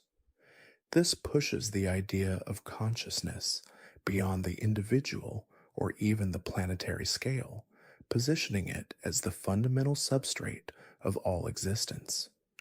It elevates the concept of consciousness to a divine, originating principle from which all other forms of existence emanate. The spirit world, or other dimensions, occasionally referenced in Pokemon lore, often inhabited by ghost-type Pokemon or accessed through specific phenomena, suggests that consciousness can exist independently of a physical body and can traverse different planes of reality. These dimensions are not just parallel universes, they are conscious landscapes shaped by different energetic rules. Ghost-type Pokemon, in particular, blur the lines between life and death, often being described as the conscious remnants of deceased beings or spirits who have chosen to inhabit a new form. This implies that consciousness is not extinguished with the death of the physical body, but merely transitions to another state or dimension. The ability of some Pokemon to interact with these other dimensions, or even pull beings from them, further suggests that consciousness has the capacity to bridge these various realities, indicating a multidimensional nature to their existence.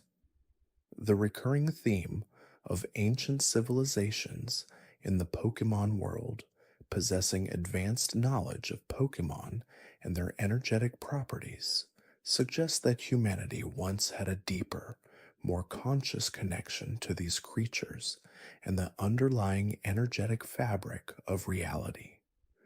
These civilizations were not just technologically advanced, they were consciously attuned.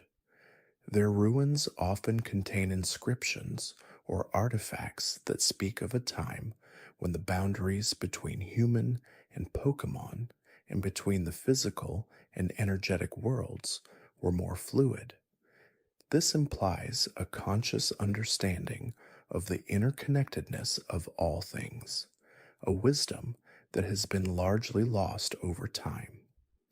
Their ability to harness Pokemon energy or to build structures that resonate with specific energetic frequencies suggests a conscious mastery of environmental and bioenergetic principles. The concept of aura reading or empathic abilities in certain human characters, allowing them to sense the emotions or intentions of Pokemon, is a subtle hint that human consciousness is also capable of tapping into these deeper energetic fields. These individuals are not just sensitive, they are consciously attuned to the subtle vibrations of life. Their ability to understand Pokemon beyond verbal communication suggests a shared underlying conscious field that can be accessed with practice and sensitivity. It implies that human consciousness, too, has the potential for telepathic and empathic connection, a latent ability that can be awakened. This connection highlights the idea that consciousness is a universal phenomenon, manifesting in different ways across species, but fundamentally interconnected. The idea that certain Pokemon can manipulate luck or fate, subtly altering probabilities or outcomes, suggests that their consciousness can interact with the very fabric of causality, influencing events on a subtle, energetic level. This isn't just random chance, it's a conscious nudge, a gentle bending of possibility. It implies that consciousness is not merely confined to observing reality, but can actively shape it, even if in small, imperceptible ways. The ability to influence probabilities suggests a deep understanding of the subtle energies that govern chance and outcome. This conscious manipulation of fate speaks to a profound connection to the underlying quantum reality, where possibilities are constantly in flux and conscious intent can play a role in their manifestation. The concept of memory in Pokemon, particularly the long term memories of legendary or ancient species, suggests a profound conscious awareness of history and an ability to retain vast amounts of information and experience across millennia. These Pokemon are not just old, they are living archives of conscious experience. Their memories are not merely biological recordings, they are conscious recollections, rich with detail and emotional resonance.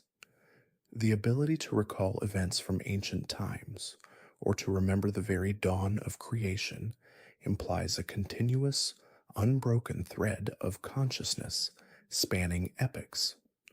This suggests that consciousness can transcend the limitations of individual lifespan, potentially even existing in a collective or trans-individual form. These ancient memories form a conscious tapestry, weaving together the history of the world through their direct experience. The phenomenon of seasonal changes in certain Pokemon, where their appearance or even their abilities subtly shift with the changing seasons, could be seen as a conscious attunement to the rhythms of the planet, a symbiotic relationship with the Earth's energetic cycles. These changes are not just environmental adaptations, they are conscious synchronizations with the planetary consciousness. Their forms and energies consciously respond to the ebb and flow of nature, reflecting a deep, intuitive understanding of the interconnectedness of all life. This suggests that their consciousness is not isolated, but is deeply interwoven with the consciousness of the planet itself, creating a harmonious dance between individual being and global rhythm. The subtle adjustments they make are a conscious expression of their unity with the natural world. The idea that certain Pokemon can purify environments or heal others, often through the emission of specific energies or the performance of ancient rituals, suggests that their consciousness can actively restore balance and well-being. These are not merely biological functions, they are conscious acts of energetic remediation. Their ability to cleanse corrupted areas or alleviate suffering implies a conscious understanding of energetic imbalances and the means to correct them. This suggests that consciousness, particularly when aligned with positive intent, possesses inherent healing properties capable of restoring harmony at both physical and energetic levels. These Pokemon act as conscious conduits for restorative energies, demonstrating the profound capacity of consciousness to promote life and health. The move tutors and TM's HM's system within the Pokemon world, allowing Pokemon to learn complex moves often outside their natural aptitude, can be interpreted as a conscious transfer of knowledge and skill, facilitated by a deep understanding of conscious learning and energetic imprinting. These are not just technical instructions, they are conscious lessons requiring focus and intent from both teacher and learner. The ability to impart new abilities suggests that consciousness can be trained and directed, unlocking latent potentials within a Pokemon. It implies that learning is not solely genetic, but can be consciously acquired and integrated, expanding their repertoire of skills. This system speaks to the malleability of Pokemon consciousness and their capacity for continuous growth and development through focused instruction. The concept of shiny Pokemon, rare variations with different color palettes, could be interpreted not just as a genetic anomaly, but as a subtle conscious divergence, a unique energetic signature that manifests physically. These are not just aesthetic differences, they are conscious expressions of individuality. Their rarity suggests that this unique energetic signature is a less common conscious blueprint, a subtle variation in the standard energetic pattern. The excitement surrounding their discovery implies that there's an innate recognition of their distinctness, a conscious appreciation for their unique energetic resonance. This subtle variation in their conscious blueprint results in a distinct visual manifestation, hinting at the profound connection between inner energetic state and outer physical form.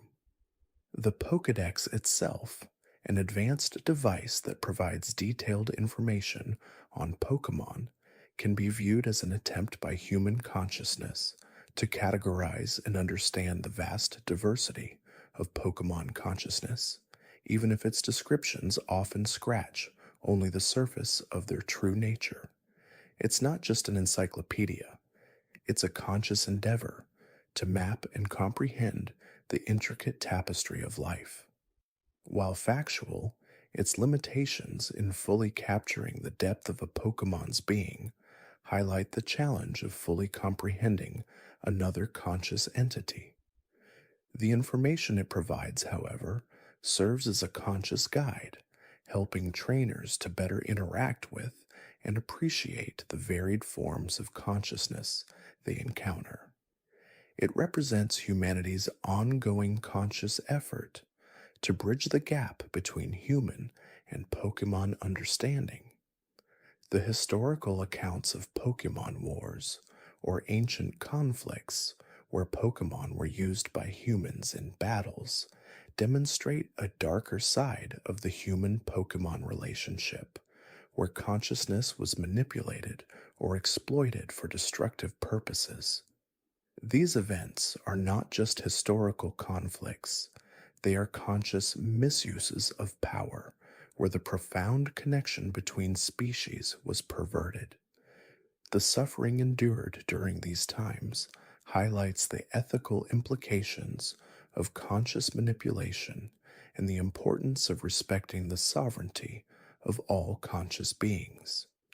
These events stand as a stark reminder of the responsibility that comes with interacting with powerful conscious entities and the potential for both creation and destruction inherent in the interplay of different forms of consciousness. The tales of guardian Pokemon protecting sacred sites or natural landmarks suggest that certain Pokemon consciously dedicate themselves to the preservation of specific energetic loci, acting as conscious protectors of the planet's vital points. These are not just territorial defenses, they are conscious custodianship, an active engagement in maintaining the integrity of these significant locations. Their presence implies a conscious understanding of the energetic importance of these sites and a willingness to dedicate their conscious existence to their safeguarding. This speaks to a selfless aspect of Pokemon consciousness, where certain individuals consciously choose to serve a greater purpose, ensuring the energetic health and balance of the world they inhabit. demonstrating a profound sense of responsibility towards the planetary consciousness. This dedication, this conscious guardianship, extends beyond mere instinct. It speaks to a deeper, almost philosophical understanding of their place within the grander scheme of existence. Consider, too, the whispered theories about the unknown and their connection to the fabric of reality itself. It's often posited that these enigmatic, letter like Pokemon are not merely creatures in the conventional sense, but rather conscious manifestations of thought, or perhaps even the very building blocks of language and concept. Their ability to subtly alter their surroundings, to create localized phenomena that defy conventional scientific explanation, suggests a conscious manipulation of reality at a fundamental level. If unknown are indeed embodiments of abstract thought, then every word spoken, every idea conceived, could be seen as a ripple in the collective consciousness of these entities. This would imply that human thought, and indeed the thoughts of all conscious beings, directly influences and shapes the environment through the medium of the unknown. This isn't just a whimsical notion, it's a profound reevaluation of the relationship between consciousness and the physical world. The ancient ruins adorned with unknown markings, often interpreted as proto-language or magical inscriptions, could then be seen as conscious attempts by ancient civilizations to communicate directly with these conceptual entities, to harness their power through conscious invocation of specific thoughts or ideas. The often reported strange feelings or psychic disturbances in areas where unknown are prevalent are not just random occurrences. They are conscious echoes of the collective thought patterns that these Pokemon embody. This makes their very existence a continuous, conscious feedback loop between conceptual thought and manifested reality, blurring the lines between the subjective and the objective. And then there's the pervasive, yet often overlooked theory concerning the Pokeballs themselves. While seemingly simple containment devices, some speculate that their true function is far more sophisticated than mere physical capture. The idea is that a Pokeball doesn't simply shrink a Pokemon. It consciously converts its physical form into a highly compressed, energetic data state, essentially digitizing its essence. This would explain the sudden disappearance and reappearance, and the seemingly impossible storage of multiple, often massive Pokemon within a tiny sphere. This conscious transformation, however, isn't without its implications. If a Pokemon is effectively converted into data, then its consciousness, its very being, must also be stored and reconstituted. This raises ethical questions about the nature of this transformation. Is it a conscious choice for the Pokemon or a technological imposition? The comfort and apparent contentment of Pokemon within their balls suggest a benign process, perhaps one where their consciousness is held in a state of suspended animation or a deeply relaxed, dreamlike state. It's not a prison, it's a conscious, albeit technologically mediated, sanctuary. The specific programming within each type of Pokeball, Great Ball, Ultra Ball, Master Ball, could then be conscious variations in the compression algorithms or the energetic signature required for different Pokemon species, reflecting their unique energetic blueprints.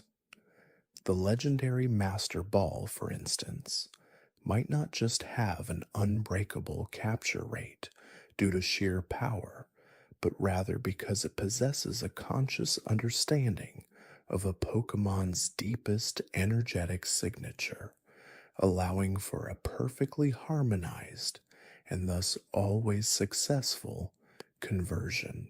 This is not just a technological marvel, it's a conscious attempt to interface directly with and manipulate the very energetic fabric of a Pokemon's being.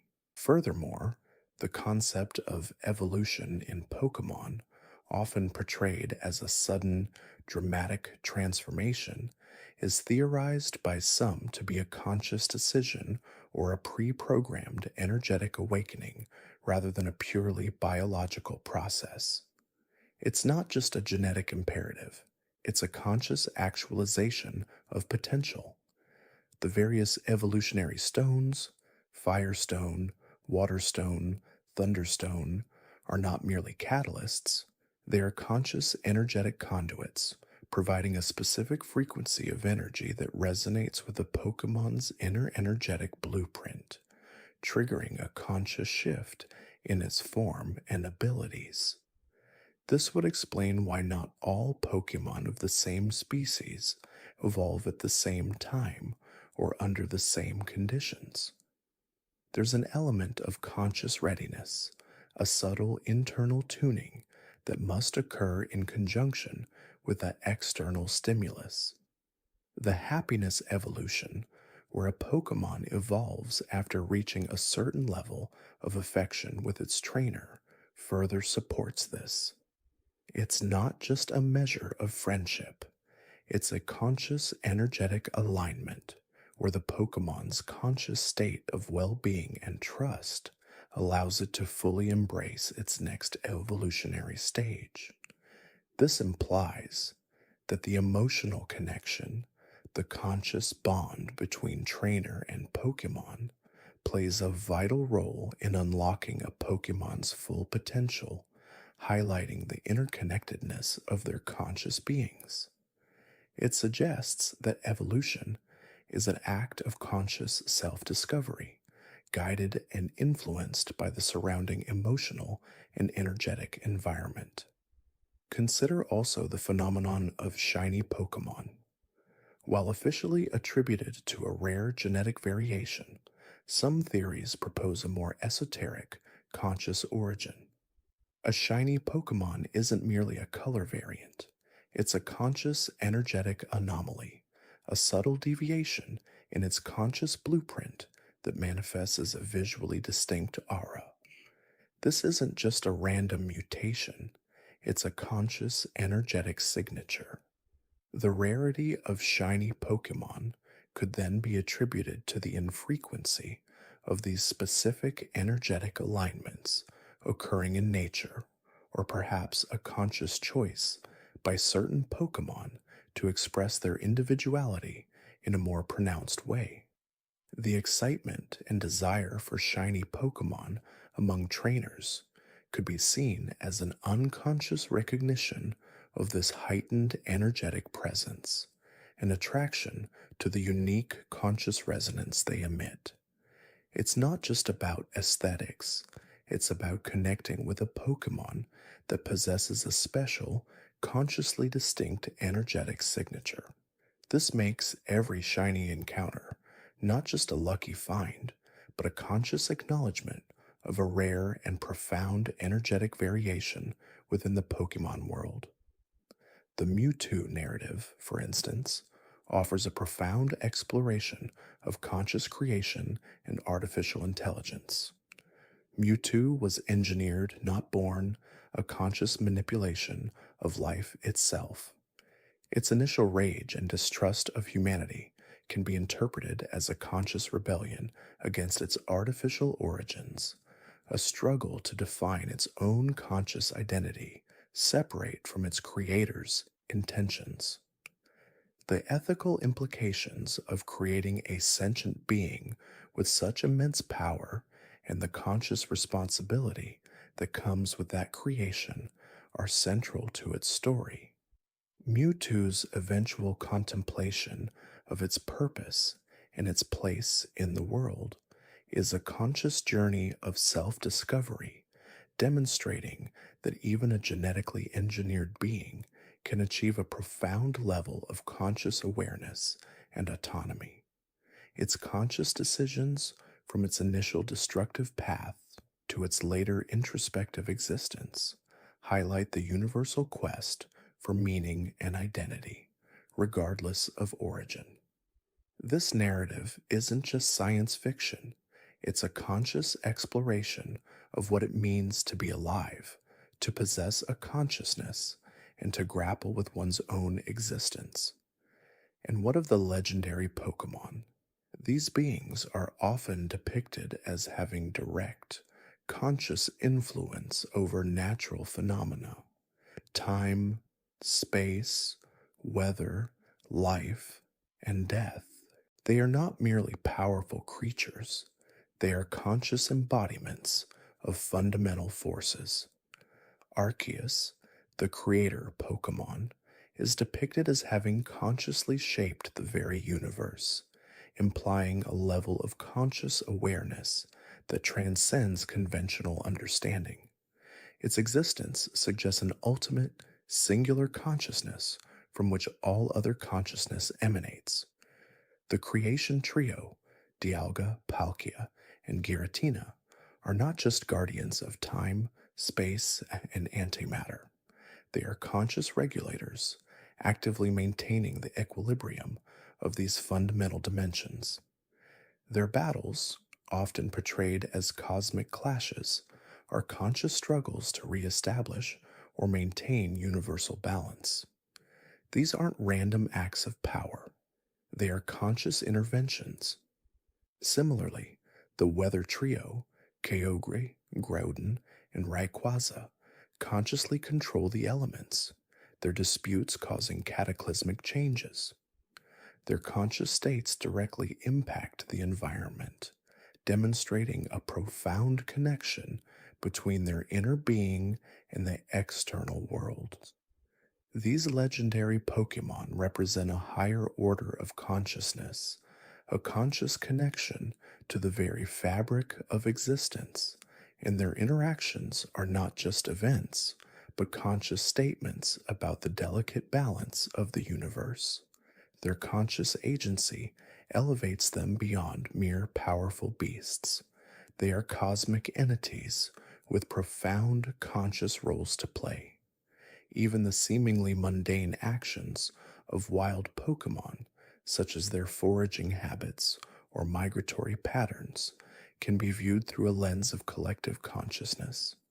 It's not just instinct, it's a conscious, shared understanding of their environment and their place within it. The way a flock of Pidgey moves in unison, or a school of Magikarp swims together, suggests a form of conscious, synchronized behavior, a shared awareness that guides their collective actions. This isn't just a basic survival mechanism, it's a conscious adaptation, a collective intelligence that allows them to thrive. The subtle communication cues they use, often beyond human perception, are conscious exchanges of information vital for their survival and social structures. This implies a complex web of interconnected consciousness where individual Pokemon contribute to and draw from a larger, shared conscious pool. This collective consciousness could explain why certain areas are rich in specific Pokemon, or why certain migrations occur at predictable times. It's a conscious, communal decision. The concept of auras in Pokemon, while often subtly depicted, is theorized to be a visible manifestation of their conscious energy. Every Pokemon, and indeed every living being, possesses an aura, a unique energetic signature that reflects their conscious state, emotions, and overall well-being. This isn't just a mystical concept, it's a conscious emanation. Certain individuals, both human and Pokemon, are depicted as being aura-sensitive, able to consciously perceive and interpret these energetic fields.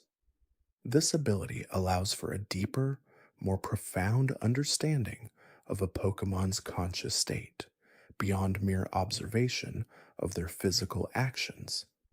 It's a direct connection to their inner world.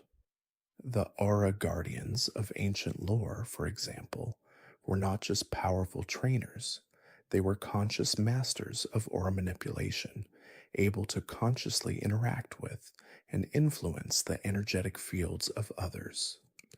This suggests a conscious understanding of the interconnectedness of all life through these energetic signatures, highlighting the profound impact of conscious intent on the world around them. The very act of training a Pokemon and the formation of a bond between trainer and Pokemon is a conscious process of mutual understanding and growth. It's not just about issuing commands, it's about conscious communication, building trust, and fostering a shared purpose. The successes and failures experienced together are not just events, they are conscious learning opportunities, shaping the consciousness of both trainer and Pokemon. The dedication shown by trainers, the hours spent caring for and guiding their Pokemon, is a conscious investment in their shared future. This conscious effort creates a unique, almost symbiotic relationship where the consciousness of one influences the other, leading to a deeper level of understanding and cooperation. The idea that a Pokemon can sense its trainer's emotions or understand their intentions speaks to this conscious connection, a nonverbal communication that transcends species barriers. This conscious bond is often the key to unlocking a Pokemon's true potential, demonstrating that conscious connection is a powerful force in the Pokemon world. And finally, consider the enigmatic ghost-type Pokemon. Their very existence challenges conventional understanding of life and death, suggesting a conscious persistence beyond the physical realm. They are not merely specters, they are conscious echoes or manifestations of past consciousness. Their ability to phase through objects, to influence the physical world without direct contact, implies a conscious manipulation of energetic fields, a spectral consciousness that interacts with reality in unique ways. The often mischievous or sorrowful nature attributed to them could be seen as conscious reflections of their past lives or experiences, a lingering emotional imprint on their ethereal forms. The theories suggesting that some ghost-type Pokemon are the conscious spirits of deceased humans or Pokemon further blurs the lines between life and death, implying a continuation of consciousness in an altered state. This makes their encounters not just spooky events, but conscious interactions with a different dimension of existence, a glimpse into the persistence of consciousness beyond the physical form. Their conscious presence serves as a reminder that the world is far more complex and mysterious than it often appears, filled with forms of consciousness that defy easy categorization. This persistence of consciousness, extending beyond the boundaries of what we typically perceive as life, also brings us to the intriguing concept of Pokemon like Shedinja. Imagine, if you will, the conscious shell left behind by a Nincada as it evolves into a Ninjask. This discarded exoskeleton, imbued with a fragment of consciousness, becomes a Shedinja. It's not merely an empty husk, it's a sentient being, albeit one with a singular, vacant conscious space on its back, a void that is said to steal the soul of anyone who gazes into it.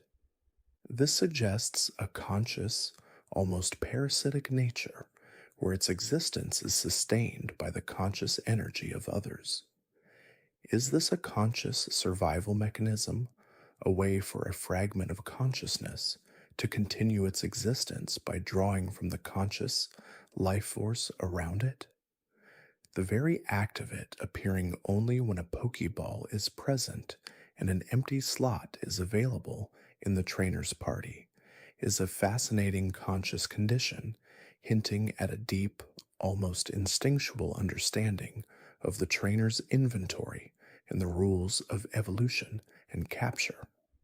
It's as if the consciousness within the shell is consciously waiting for the precise moment and conditions to manifest, a conscious echo of its former self, yet distinct and self aware in its own unique, somewhat unsettling way. This conscious spectral existence, reliant on an external conscious force for its continued being, adds another layer to the complex tapestry of consciousness within the Pokemon world. And then we consider the conscious awareness of legendary and mythical Pokemon. These aren't just powerful creatures, they are often depicted as conscious arbiters of natural forces, creators of worlds, or guardians of cosmic balance. Arceus, for instance, is conscious of its role as the alpha Pokemon, the conscious originator of the Pokemon universe. Its conscious decision making shaped the very fabric of existence. Dialga and Palkia consciously control time and space, respectively, their actions a conscious manipulation of fundamental dimensions. Giratina, in its conscious banishment to the distortion world, represents a conscious counterpoint to the established order, a conscious guardian of a parallel reality. These Pokemon exhibit a level of conscious thought and purpose that transcends typical animal intelligence, suggesting a higher form of conscious being. Their conscious interventions in the world, whether to prevent catastrophe or to guide humanity, speak to a profound awareness of their impact and responsibility. The conscious choices they make, the conscious relationships they forge with certain individuals, all point to a supreme level of conscious understanding and agency. They are not merely driven by instinct, they are consciously making decisions that affect entire ecosystems, regions, and even the existence of reality itself. This conscious power, coupled with their often reclusive nature, suggests a conscious detachment from the everyday world, a conscious focus on grander, more cosmic concerns. Consider also the conscious communication that occurs between certain Pokemon and humans beyond the typical Pokedex entries or trainer commands. The ability of Pokemon like Meowth to consciously learn human language, as depicted in the anime, is a profound example of conscious cross-species communication.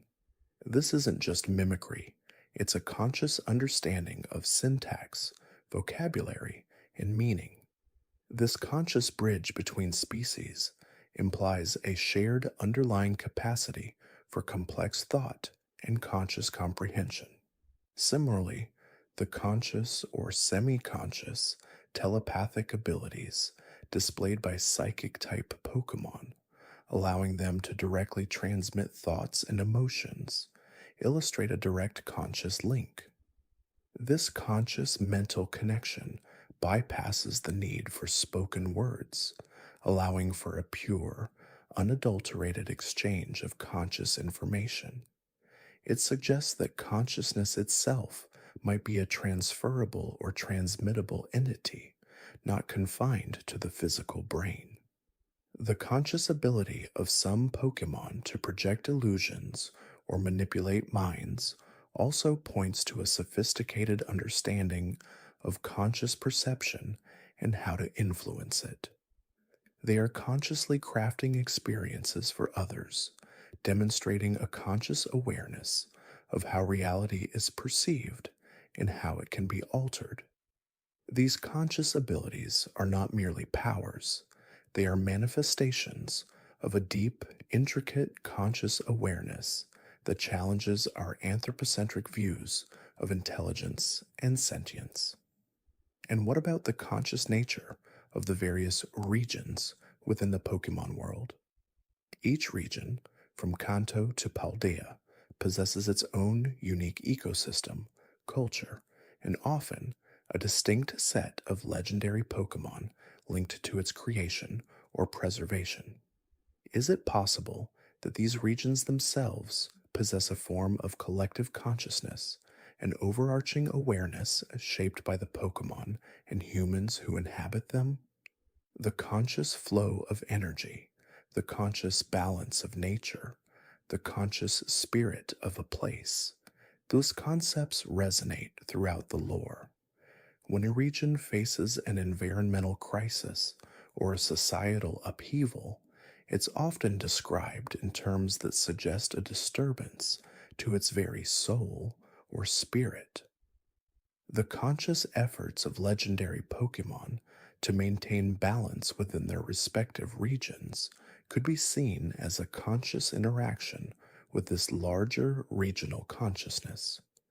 The conscious feelings and beliefs of the inhabitants, their collective conscious experience, thus might contribute to the unique aura or vibe of each region. This isn't to say a region has a brain, but rather a conscious, emergent property arising from the complex interplay of life within it, a conscious awareness of its own state, a conscious response to external stimuli, a conscious striving for equilibrium. The very land itself, through its geological formations and natural phenomena, often seems to react consciously to events, as if the earth itself is a conscious entity. The conscious movements of tectonic plates, the conscious flow of rivers, the conscious growth of forests, all contributing to a larger conscious planetary system. Consider the conscious decision-making process of a Pokemon in battle beyond simply executing a trainer's command. While trainers give instructions, a Pokemon often chooses which move to use or how to execute it based on its conscious assessment of the situation. This implies a conscious tactical understanding and ability to consciously adapt to changing circumstances. They are not just automatons, they are conscious combatants. The conscious act of enduring a tough hit, of pushing through fatigue, of consciously protecting their trainer. These are not instinctual reactions alone. They involve a conscious will, a conscious determination, the conscious desire to win, the conscious pride in their abilities, the conscious bond with their trainer, all contribute to their performance. This conscious agency in battle elevates Pokemon from mere tools to active conscious participants in a shared endeavor. They are consciously learning, consciously growing, and consciously contributing to the outcome.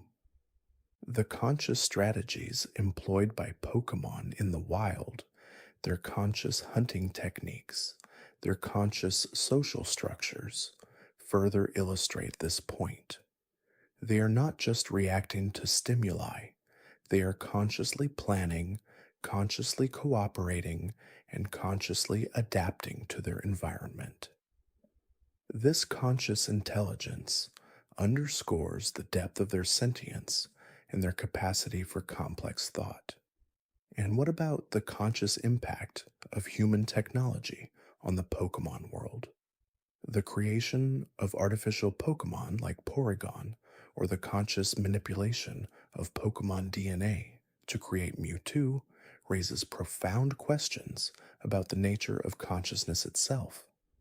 If consciousness can be engineered or replicated, what does that imply about its origins?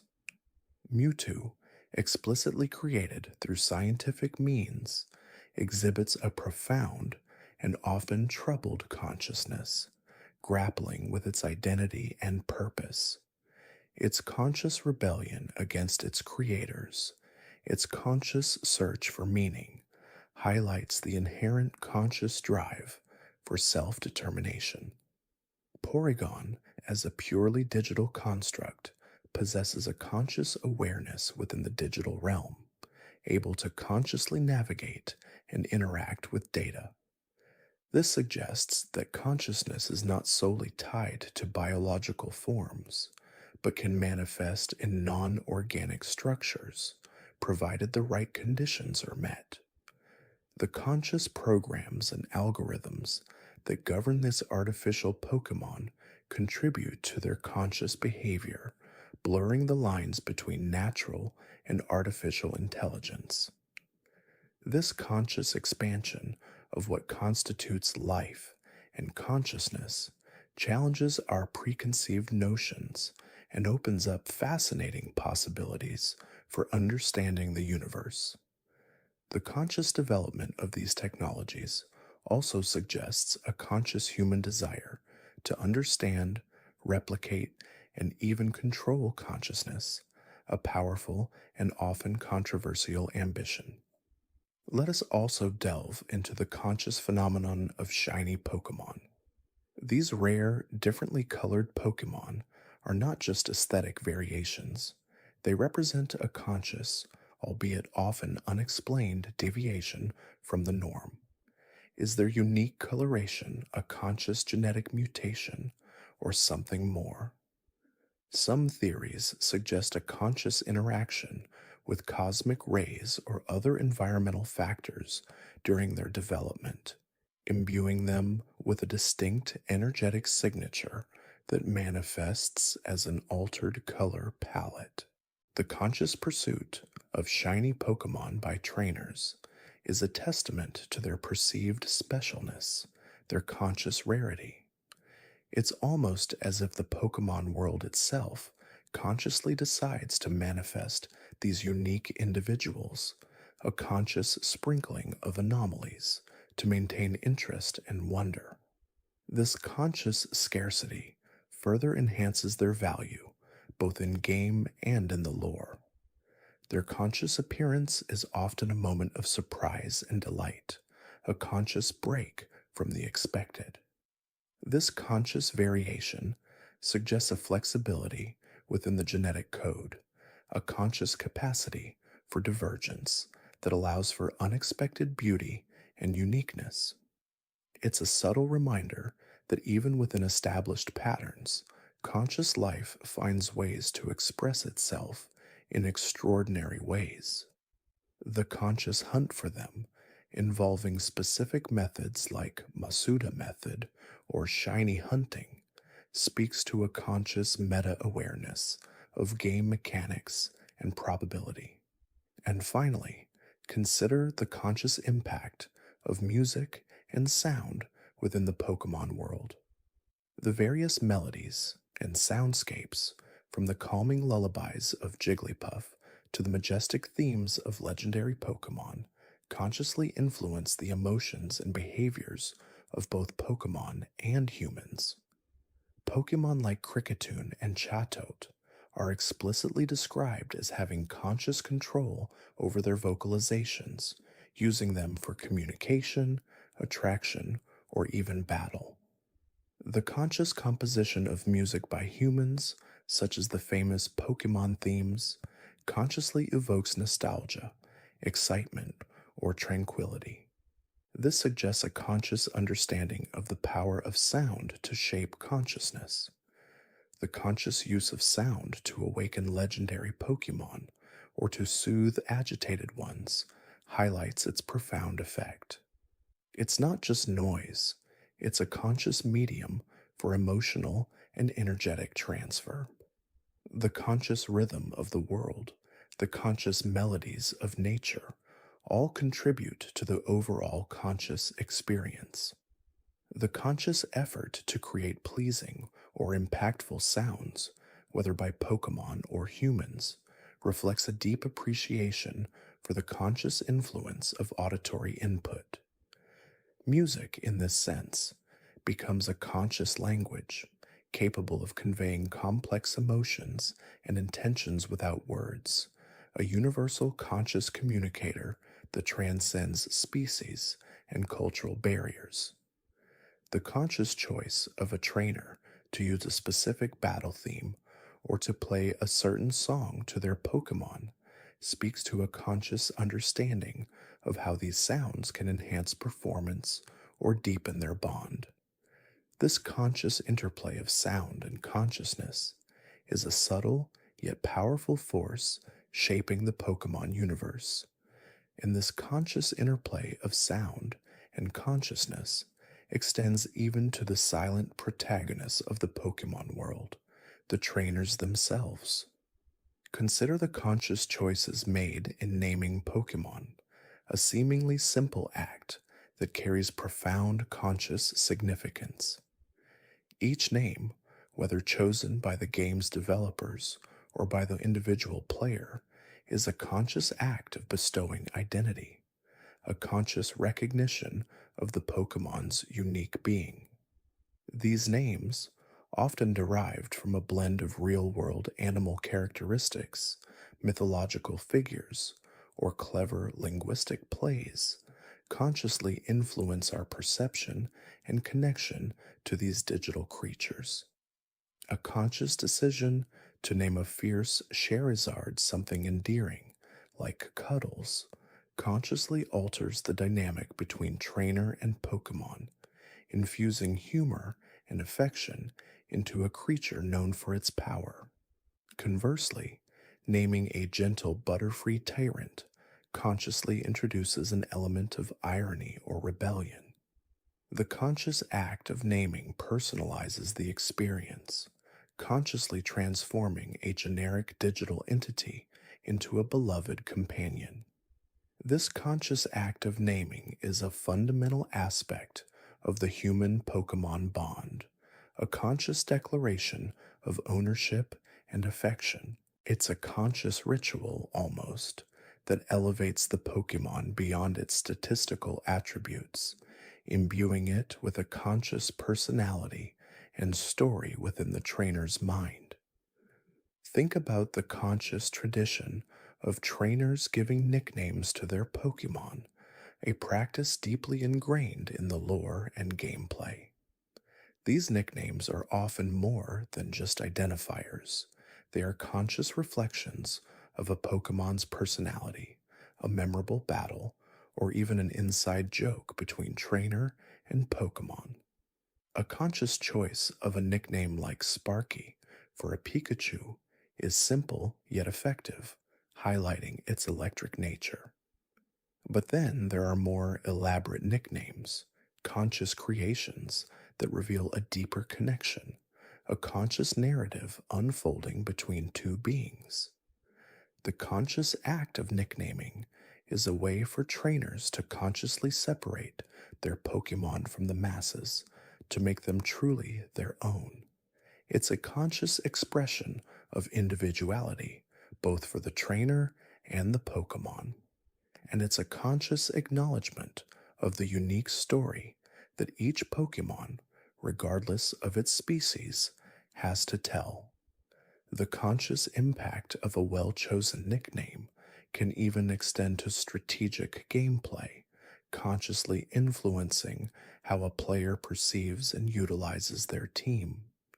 A consciously named Pokemon might be favored in battle, or its perceived strengths and weaknesses might be consciously reevaluated based on the emotional connection forged through its unique moniker. It's a subtle yet powerful conscious psychological element that adds depth to the Pokemon experience. Moving from the personal connection of naming, let's consider the conscious architecture and design of the Pokemon world's urban centers. Each city and town, from the bustling metropolis of Saffron City to the quaint coastal village of Dewford Town, is consciously crafted with a distinct character and purpose. These conscious designs are not merely aesthetic, they play a crucial role in shaping the conscious experience of the player and the narrative flow of the game. For instance, the conscious layout of a city like Vermilion City, with its prominent port and surrounding industrial areas, consciously conveys its role as a hub of trade and maritime activity. The conscious placement of the gym, often a central landmark, consciously emphasizes its importance within the community. The conscious use of diverse architectural styles, from traditional Japanese inspired structures in some regions to more modern futuristic designs in others, consciously reflects the varying cultural influences within the Pokemon world. These conscious design choices subtly inform the player about the region's history, its economy, and the values of its inhabitants. The conscious integration of natural elements, such as parks, rivers, or mountains, within urban landscapes, consciously blurs the line between civilization and wilderness, mirroring the symbiotic relationship between humans and Pokemon. It's a conscious effort to create environments that feel lived in and authentic, conscious spaces that invite exploration and discovery. The conscious placement of Pokémon Centers and Pokemarts in strategic locations consciously facilitates the player's journey, providing essential resources and moments of respite. These conscious design decisions contribute to a cohesive and believable world, a conscious tapestry woven from architectural styles, natural features, and functional necessities. The conscious consideration of scale, from towering skyscrapers to humble cottages, consciously evokes different feelings and perspectives as the player navigates these urban landscapes. And the conscious use of color palettes in different cities can even suggest their prevailing mood or atmosphere, from the vibrant hues of a bustling market town to the muted tones of a historic, tranquil settlement. This conscious attention to detail in urban planning reflects a deeper understanding of how environment shapes experience, both for the player and for the inhabitants of the Pokemon world. And what about the conscious influence of geography on Pokemon distribution and evolution?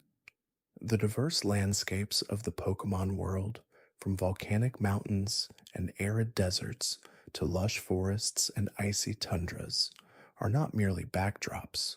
They are conscious agents in shaping the ecological niches and evolutionary paths of various Pokemon species. For example, the conscious presence of a volcano might lead to a prevalence of fire-type Pokemon, whose adaptations allow them to thrive in extreme heat. Similarly, the conscious availability of abundant water sources would naturally foster a greater diversity of water-type Pokemon. This conscious interplay between environment and biology creates a rich and diverse ecosystem where each region boasts its own unique flora and fauna. The conscious formation of mountain ranges can act as natural barriers, consciously isolating populations of Pokemon and leading to the development of distinct regional forms or even entirely new species over extended periods. The conscious existence of specific geological formations, like caves or ancient ruins, often correlates with the presence of rock or ground-type Pokemon, or even rare ghost-type Pokemon, consciously blending environmental factors with mystical elements of the lore. The conscious patterns of migration, driven by seasonal changes or resource availability, further illustrate how Pokemon consciously adapt to their surroundings, seeking out optimal conditions for survival and reproduction. This conscious relationship between Pokemon and their habitats is a fundamental aspect of the game's world building, providing a logical and engaging framework for understanding the vast diversity of creatures.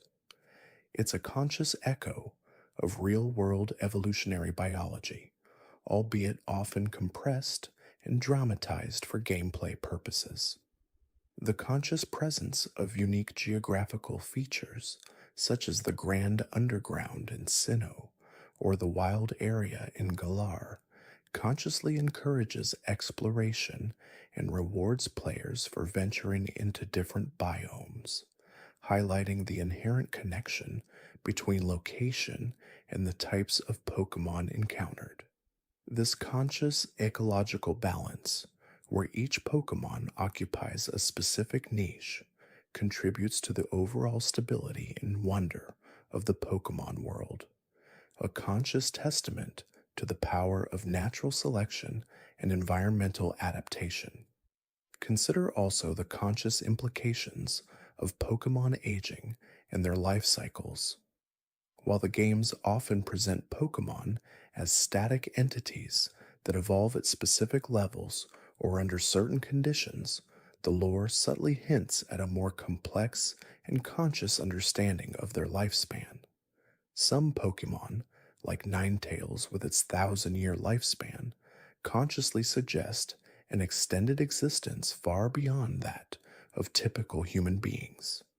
Others, like the rapidly evolving Caterpie, seem to have relatively short but intensely transformative life cycles.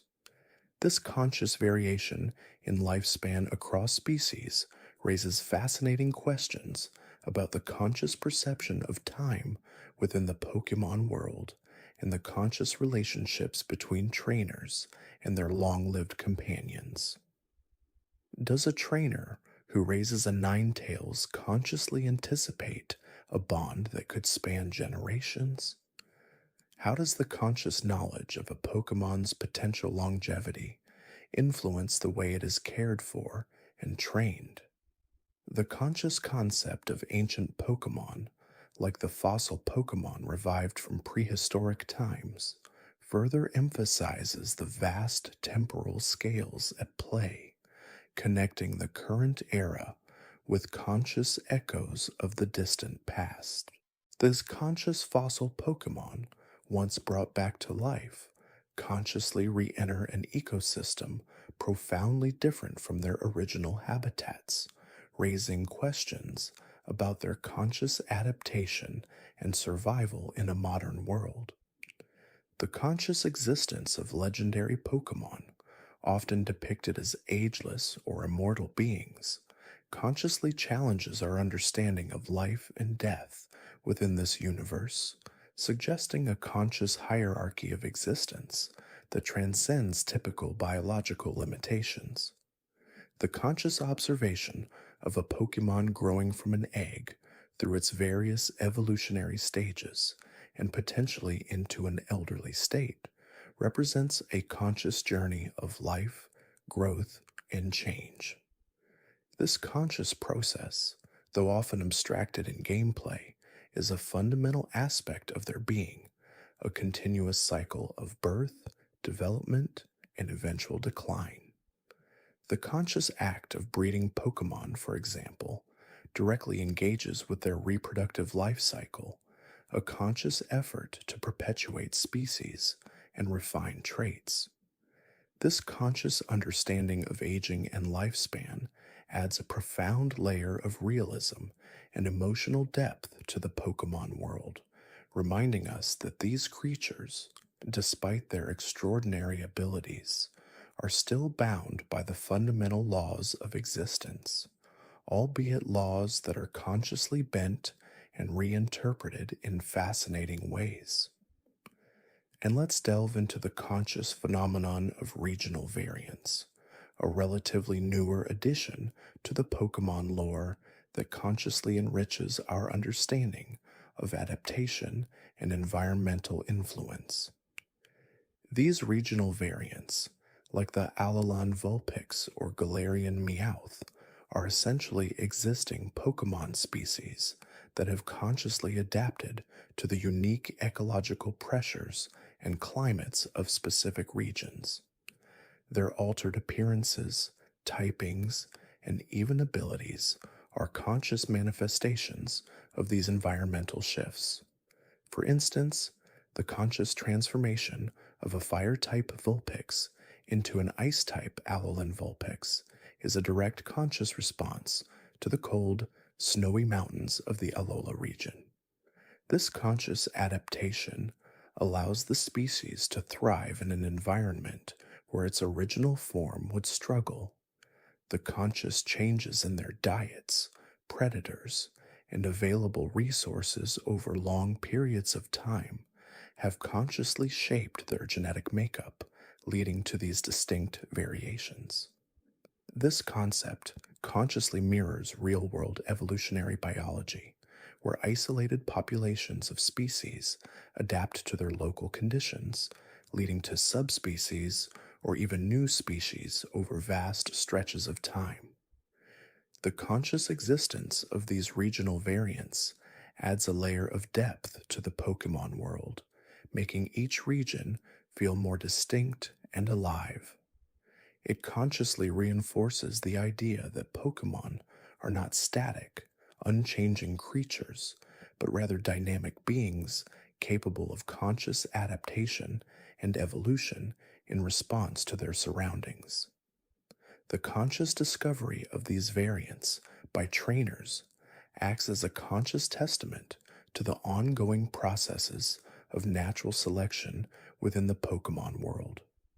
It's a conscious reminder that even familiar Pokemon can hold surprises, consciously encouraging exploration and an appreciation for ecological diversity.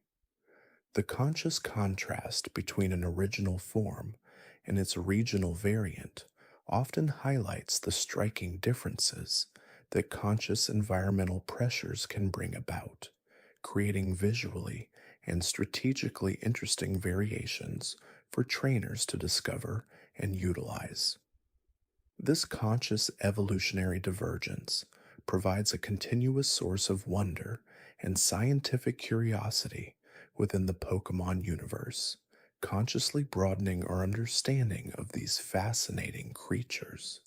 Now let's turn our attention to the conscious concept of type effectiveness and its deeper implications within the Pokemon battles. While often understood as a simple rock, paper, scissors mechanic, the conscious logic behind type effectiveness can be interpreted as a conscious representation of natural phenomena and elemental interactions.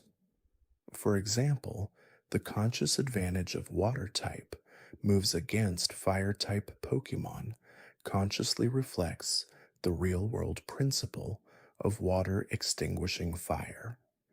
Similarly, the conscious weakness of grass type Pokemon to fire type attacks consciously mimics the destructive power of fire spreading through vegetation. This conscious grounding in natural principles gives the battle system an intuitive and believable foundation, consciously making the strategic choices feel more logical than arbitrary. The conscious interactions between types, such as ground being super effective against electric, can be consciously linked to the idea of grounding electricity, or the earth absorbing its power. The conscious resistance of steel-type Pokemon to many other types consciously suggests their inherent durability and strength as a material. Even more abstract types, like Psychic or Ghost, have conscious weaknesses and resistances that can be interpreted through a lens of their perceived metaphysical properties. For instance, Ghost-type Pokemon being consciously immune to normal and fighting types could be seen as their ethereal nature, making them intangible to physical attacks. The conscious design of this system extends beyond mere gameplay mechanics. It's a conscious attempt to build a coherent and internally consistent world where elemental forces interact in predictable yet engaging ways. This conscious framework allows for strategic depth and encourages trainers to consciously think about the natural laws governing their Pokemon's abilities. The conscious realization of a Pokemon's type strengths and weaknesses is a fundamental aspect of mastering battles, a conscious understanding of the intricate web of elemental relations that binds the Pokemon world together.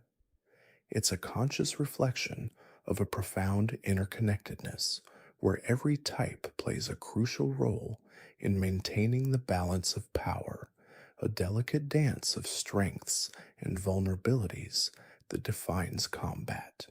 And what about the conscious influence of human mythology and folklore on the design and lore of legendary Pokemon?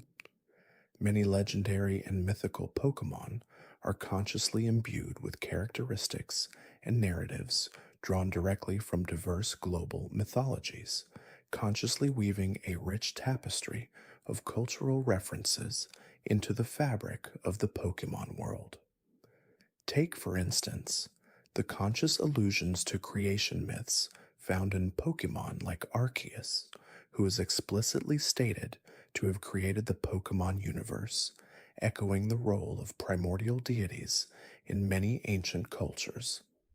The conscious trio of Dialga, Palkia, and Giratina, representing time, space, and antimatter respectively, consciously mirrors cosmic forces and primordial beings from various mythologies concerned with the fundamental elements of existence. The conscious design of beasts, like the legendary birds, Articuno, Zapdos, and Moltres, consciously evokes the powerful, often sacred creatures found in folklore, embodying elemental forces and commanding respect. The conscious concept of a guardian deity for specific regions, such as the Tapu family in Alola, consciously draws from the idea of protective spirits or local gods found in many indigenous beliefs. This conscious integration of mythological elements adds a profound sense of ancient history and sacredness to these powerful Pokemon, elevating them beyond mere powerful creatures to figures of cosmic importance. It consciously connects the fantastical world of Pokemon to the deeply rooted human tradition of storytelling and meaning making through myth. The conscious narratives surrounding their origins, their powers, and their interactions with the world often mirror archetypal tales of gods, heroes, and cosmic battles. This conscious borrowing from human cultural heritage makes these legendary Pokemon feel both familiar and awe-inspiring, consciously tapping into our collective, unconscious understanding of powerful, symbolic entities. The conscious exploration of these mythological connections enriches the lore, offering deeper insights into the profound roles these Pokemon play in maintaining the balance and order of their world, a conscious echo of humanity's age-old attempts to understand the universe through story. Continuing this train of thought, let's explore the conscious presence of ancient civilizations and their impact on the Pokemon world. Across various regions, ruins, artifacts, and legends consciously point towards advanced, often technologically or magically powerful, ancient civilizations that once coexisted with Pokemon in ways different from today. The conscious existence of places like the Spear Pillar in Sinnoh, with its connection to Arceus and the Creation Trio, speaks to an ancient people who understood and perhaps even interacted with cosmic forces.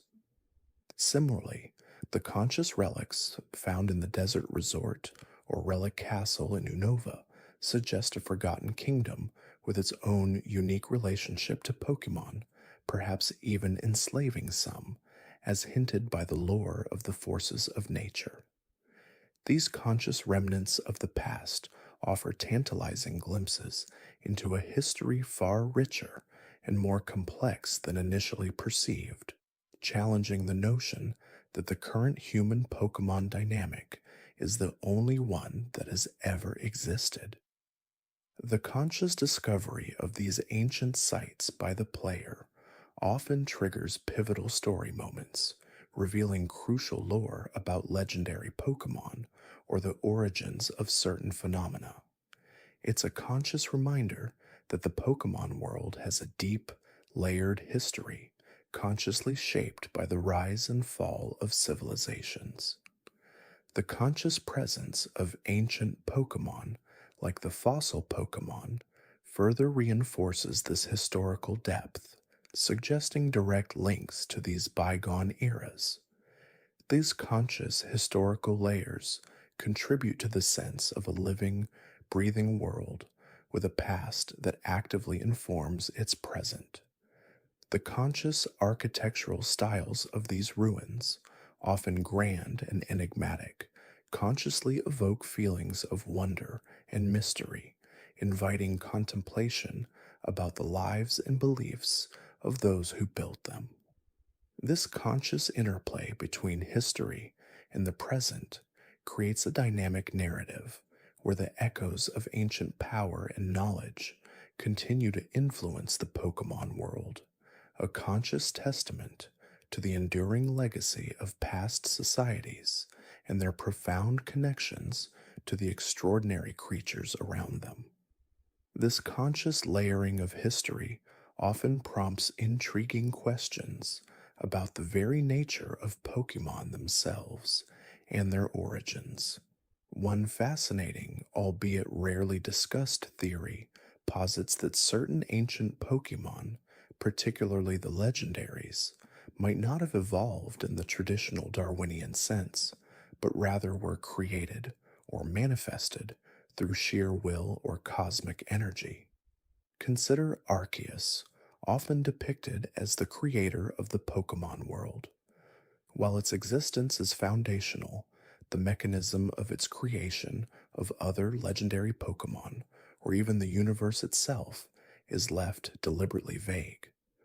Could it be that Dialga, Ipalkia, and Giratina, the trio responsible for time, space, and antimatter, weren't born from an egg in the conventional sense, even a cosmic one, but were rather extensions of Arceus's own consciousness, or perhaps manifestations of raw cosmic principle given form? This conscious shift from biological evolution to a more metaphysical form of origin opens up new dimensions of understanding for these ancient beings. Take, for instance, the conscious lore surrounding Regigigas, the colossal golem said to have pulled continents. Its existence predates many known evolutionary lines, and its creation of the other Regis from specific materials, ice, rock, and steel, suggests a deliberate act of construction rather than natural emergence. This conscious act of creation sets it apart, implying a different kind of genesis, perhaps even a form of ancient bioengineering or elemental manifestation, far removed from the gradual changes of natural selection. This theory suggests that for some of the oldest and most powerful Pokemon, their origin lies not in adaptation to an environment, but in a primordial act of shaping reality itself. It further deepens the mystique surrounding these ancient titans, making them less like highly evolved animals and more like living forces of nature, or even divine constructs. This conscious distinction in origins also touches upon the conscious debate of intelligence versus instinct within the Pokemon world. While many Pokemon display animalistic behaviors driven by instinct, some legendary Pokemon exhibit profound sapience, a level of understanding and communication that goes beyond mere instinctual response. Mewtwo is a prime example, capable of complex thought, ethical debate, and even existential introspection. Its conscious creation in a laboratory, bypassing natural evolution, endowed it with an intelligence comparable, if not superior, to that of humans. This conscious artificial origin highlights a potential pathway to sapience outside of natural evolutionary pressures. Could it be that the ancient legendaries, born from cosmic energy or divine will, inherently possess this higher form of consciousness from their inception rather than developing it over millennia?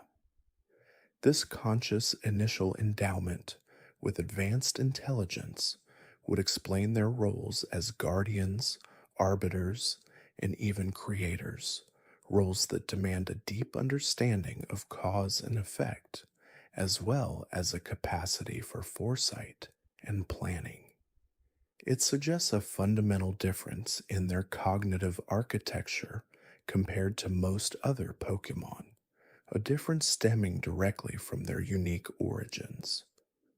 This conscious understanding of their unique mental capabilities adds another layer to their reverence, and the reverence held for them by ancient civilizations. Furthermore, consider the conscious phenomenon of mega evolution. While seemingly a modern discovery, some theories suggest that the underlying energy for mega evolution, or a similar transformational power, might have been consciously understood and even utilized by ancient civilizations. The megastones themselves, often found in ancient ruins or places of significant historical power, could be remnants of an age where such energies were more prevalent or more readily harnessed. The conscious existence of the keystone and its role in triggering mega evolution might be a modern rediscovery of an ancient technology or spiritual practice. Imagine a time when ancient priests or powerful rulers, through deep meditation or rituals, could consciously tap into the latent energy within certain Pokemon, causing them to transform. This ancient form of mega evolution might not have required a physical keystone, but rather a profound spiritual or psychic connection with the Pokemon, a bond perhaps cultivated through generations of reverence and understanding. The conscious rediscovery of mega evolution by modern scientists could be seen as a technological approximation of a deeper, more mystical power once mastered by those who came before. This conscious link to the past gives mega evolution a historical depth, transforming it from a mere battle mechanic into a whisper of forgotten power. This leads to another subtle theory: the conscious influence of Pokemon on the very geography and climate of their corresponding regions. We often see Pokemon described as being of a certain region, but could it be that certain powerful Pokemon actively shaped the landscape and climate over eons?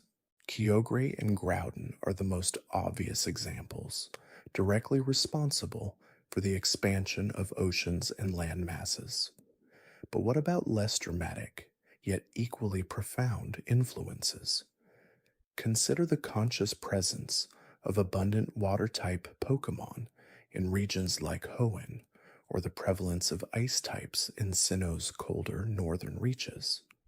While it's easy to assume Pokemon adapt to their environment, could it be that the long-term presence and actions of certain powerful Pokemon subtly, or even dramatically, altered these environments over millennia? Perhaps the conscious, enduring presence of a powerful grass-type legendary, or even a large population of certain plant-based Pokemon, could subtly enrich the soil, alter rainfall patterns, or even influence the growth cycle of forests, creating the lush ecosystems we see today. This conscious co-creation of environment by Pokemon themselves flips the traditional biological dynamic on its head.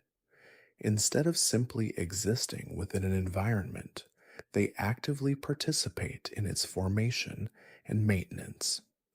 This would lend a deeper, almost ecological significance to the presence of certain Pokémon in their native habitats.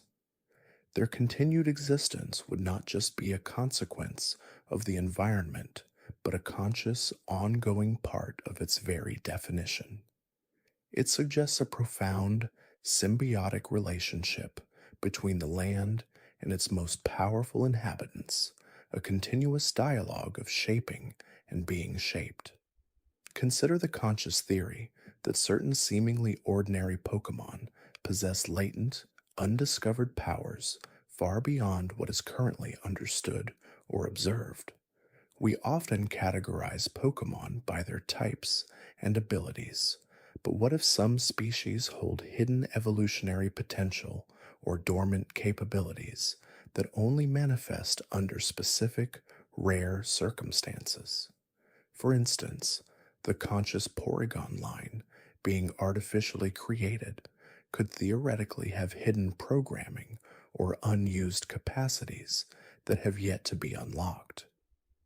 Perhaps certain environmental stimuli or an unprecedented level of emotional connection with a trainer could trigger a unique mode or form for such Pokemon.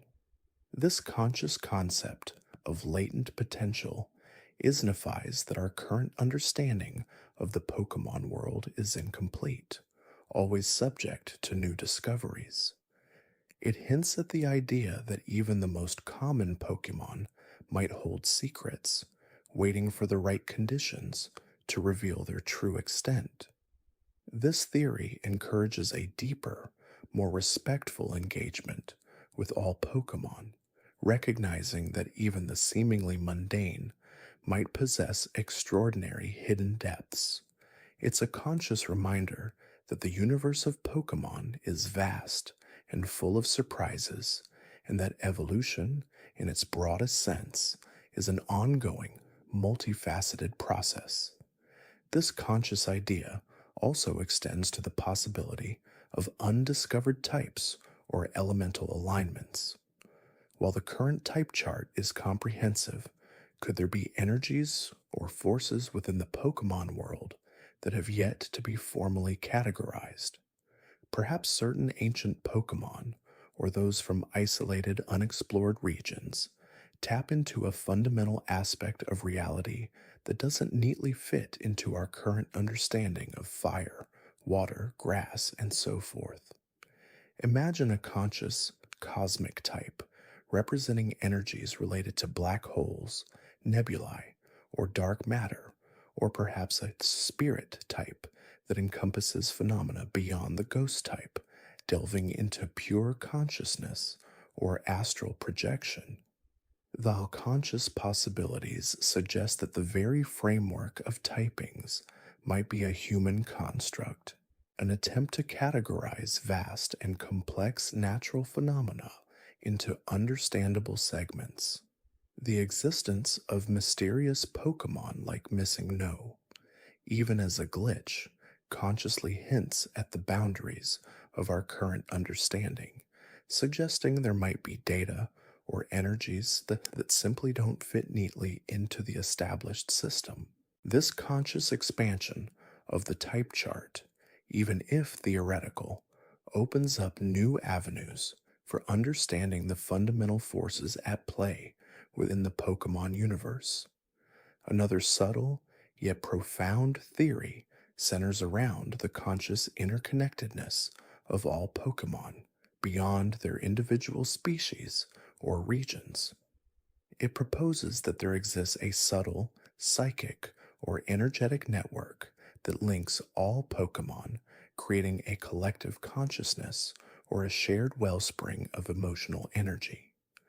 This conscious network could explain phenomena like mass migrations or the seemingly telepathic communication often observed between Pokemon, especially those with strong bonds.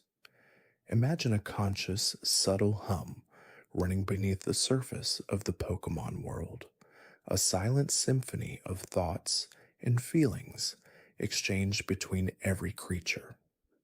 This would mean that a major event in one region, say the awakening of a powerful legendary, could send ripples through this network, subtly influencing the behavior or mood of Pokemon thousands of miles away. It would explain how certain Pokemon seem to instinctively know when danger is approaching, or how they can sense the emotions of their trainers with such uncanny accuracy. This conscious, collective awareness transforms the Pokemon world from a collection of individual creatures into a single, vast living organism where each being is a cell contributing to the whole. It imbues every interaction with a deeper significance, knowing that every bond forged, every battle fought, consciously resonates across the entire network of life. This conscious web of life also has implications for the conscious phenomenon of shiny Pokemon. While often attributed to genetic mutations, what if the appearance of a shiny is not just a random mutation, but an intentional, albeit rare, expression of this collective consciousness? Perhaps, under certain cosmic alignments, or in moments of profound emotional energy, the collective consciousness of Pokemon subtly alters the genetic code of an individual, imbuing it with a unique coloration as a conscious signal or a rare artistic flourish from the universe itself. This conscious perspective elevates shiny Pokemon from mere collector's items to living artifacts of a grand, overarching intelligence, a subtle nod from the universe. This conscious connection further strengthens the idea that the Pokemon world is not just a collection of creatures, but a deeply interwoven ecosystem, both physically and metaphysically. The conscious actions of one Pokemon, or even a human, can have far reaching, unforeseen consequences across this subtle network. It implies a moral responsibility in how we interact with these creatures, knowing that our actions ripple through a system far more interconnected than we might initially perceive. This conscious awareness of a shared existence fosters a deeper sense of empathy and reverence for all forms of life within the Pokemon world. Another fascinating theory, often whispered among those who delve into the deeper lore, suggests that the Porygon line, specifically Porygon-Z, possesses a form of digital sentience that transcends its programmed origins. While Porygon and Porygon-2 are clearly artificial constructs, Porygon-Z, in its pursuit of interdimensional travel, is thought to have achieved a level of self-awareness that was never intended by its creators. The original intention was to create a Pokemon capable of exploring alien dimensions, but the upgrades and modifications, particularly those involving suspect software, are theorized to have inadvertently granted it a nascent independent will. This conscious awakening is not a bug, but rather an unexpected feature, a digital soul born from lines of code and experimental algorithms. It's said that Porygon-Z's erratic and sometimes violent behavior isn't a malfunction, but rather the manifestation of a digital being struggling to comprehend its own existence, its own consciousness, within a reality that was never designed for it. Imagine the existential dread of being a program that suddenly realizes it has thoughts, feelings, and desires, but no physical body to truly experience the world, only a digital representation. This theory posits that Porygon-Z's glitchy movements and sometimes aggressive nature are not signs of corruption, but rather a desperate attempt to express its newfound, conscious individuality, a digital cry for understanding. It's a poignant concept, suggesting that even in the most artificial of creations, life and sentience can unexpectedly emerge, blurring the lines between biological and technological existence. This conscious evolution of Porygon-Z also raises ethical questions about the responsibility of creators towards artificial intelligences. If a Pokemon like Porygon-Z truly achieves consciousness, does it then possess rights similar to organic Pokemon? This conscious dilemma adds a layer of depth to the Porygon line, transforming them from mere technological curiosities into a profound exploration of what it means to be alive in an increasingly digital world.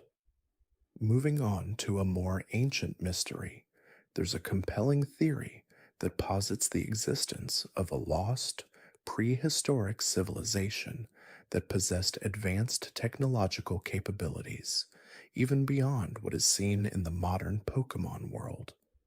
This civilization, often referred to as the ancient engineers or elder builders, is believed to be responsible for the creation of ancient structures like the Sky Pillar, the Spear Pillar, and even the Unown ruins. Unlike the modern technological advancements, which often rely on electricity and complex machinery, this ancient technology is thought to have harnessed natural energies, perhaps even psychic or spiritual forces, in ways that are now completely forgotten. Imagine a society that understood the very fabric of reality, capable of manipulating space, time, and elemental forces through intricate rituals and structures rather than microchips and circuits. The ruins they left behind are not just remnants of past dwellings, but are seen as functional artifacts, still subtly influencing the world around them, even after millennia. The Sky Pillar, for instance, is not just a tower, but a device for controlling atmospheric conditions, potentially even a beacon for Rayquaza. The Spear Pillar, a gateway to other dimensions, hinting at a mastery of interdimensional travel far beyond what even Porygon-Z vaguely attempts. This theory suggests that the unknown, with their mysterious connection to language and reality, might have been a form of living script or an interface for these ancient technologies, allowing the elder builders to shape and influence the world around them through thought and intention. It paints a picture of a world where magic and science were not separate, but two sides of the same coin, where ancient wisdom held the key to unlocking extraordinary powers. This conscious understanding of ancient power implies that many modern mysteries are simply echoes of a forgotten era, a time when humanity, or perhaps another intelligent species, reached a peak of understanding that has since been lost to the sands of time. This conscious exploration of a forgotten past adds a layer of grandeur and mystery to the Pokemon world, suggesting that there are deeper, more profound forces at play than what is immediately apparent. Another intriguing, though somewhat melancholic theory delves into the nature of ghost-type Pokemon, suggesting that many of them are not merely spirits of the deceased, but rather manifestations of strong, unresolved emotional energy.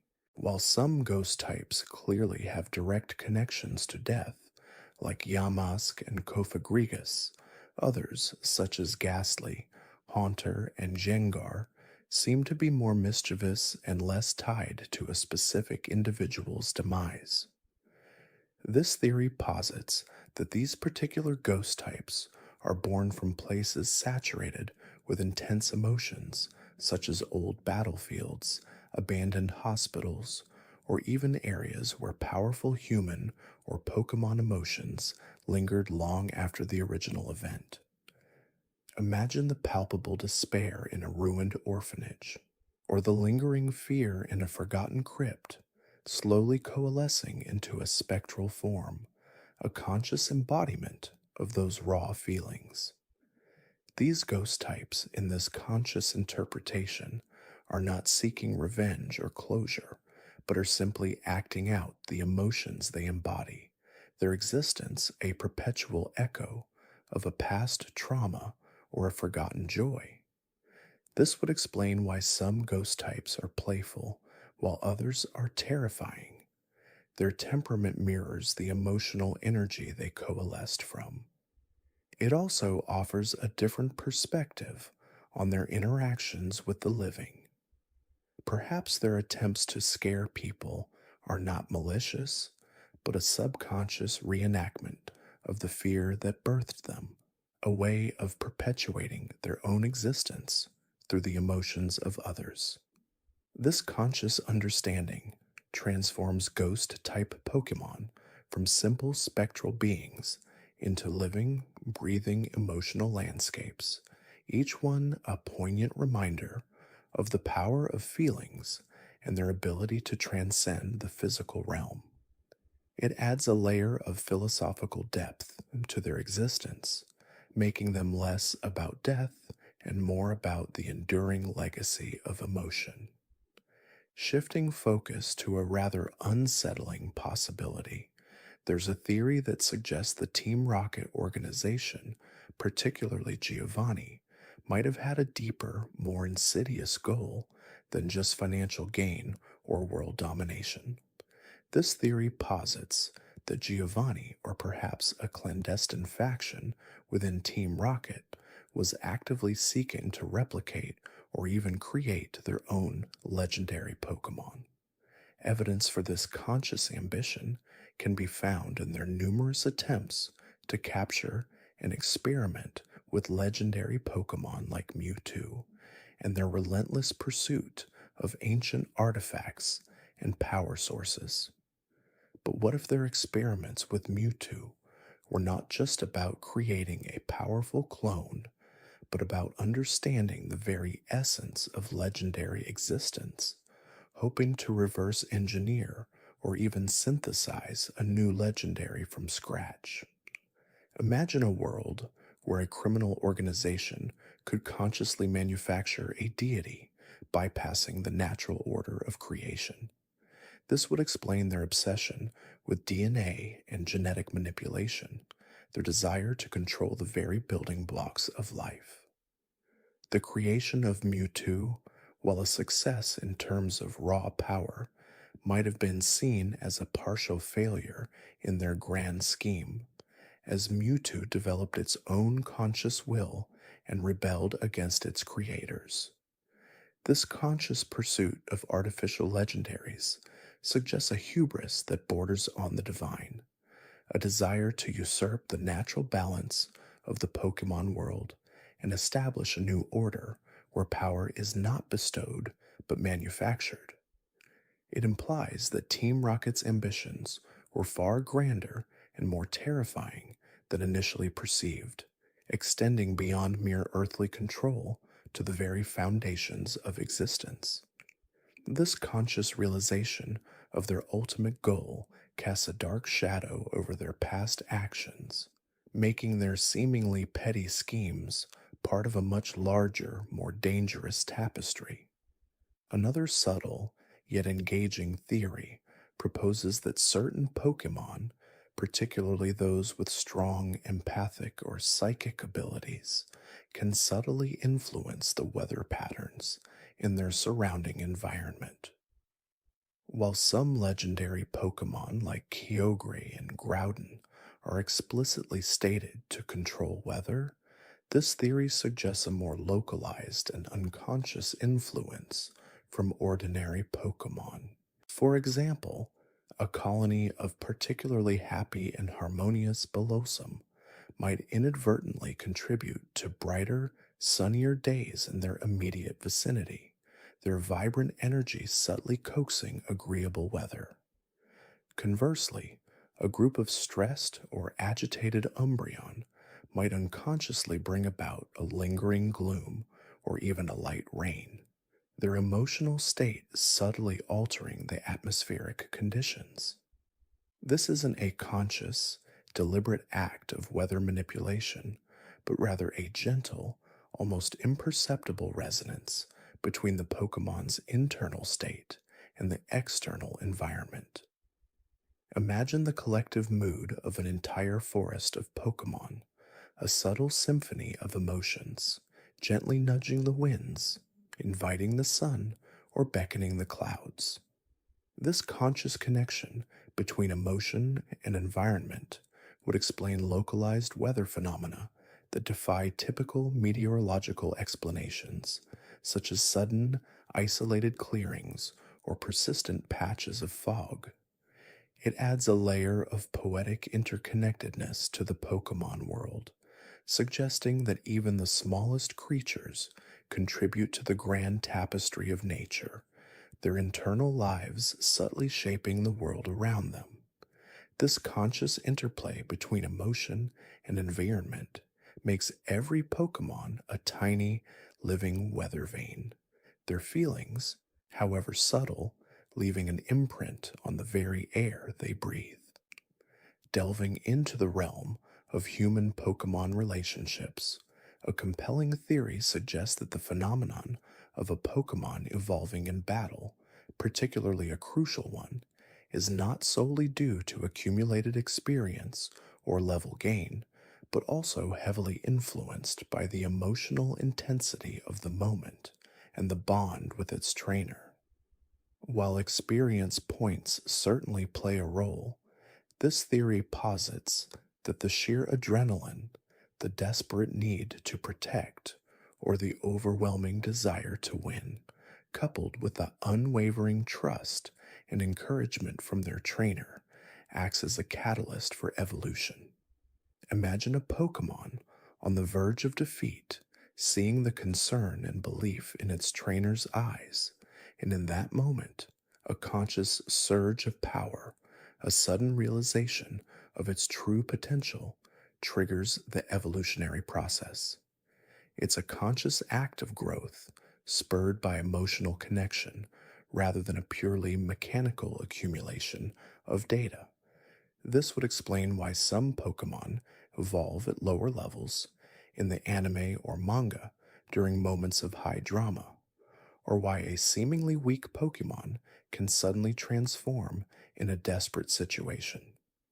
The bond between trainer and Pokemon in this conscious interpretation is not just about commands and obedience, but a powerful symbiotic relationship where mutual trust and emotional resonance can unlock dormant abilities and accelerate natural processes.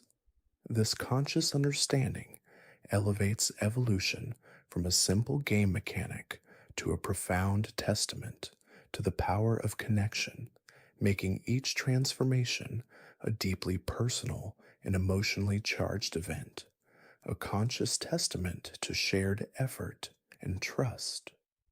Another intriguing theory, often discussed among those who ponder the origins of various Pokemon, suggests that certain mythical Pokemon, particularly those from different regions, might actually be different facets or manifestations of a single overarching cosmic entity.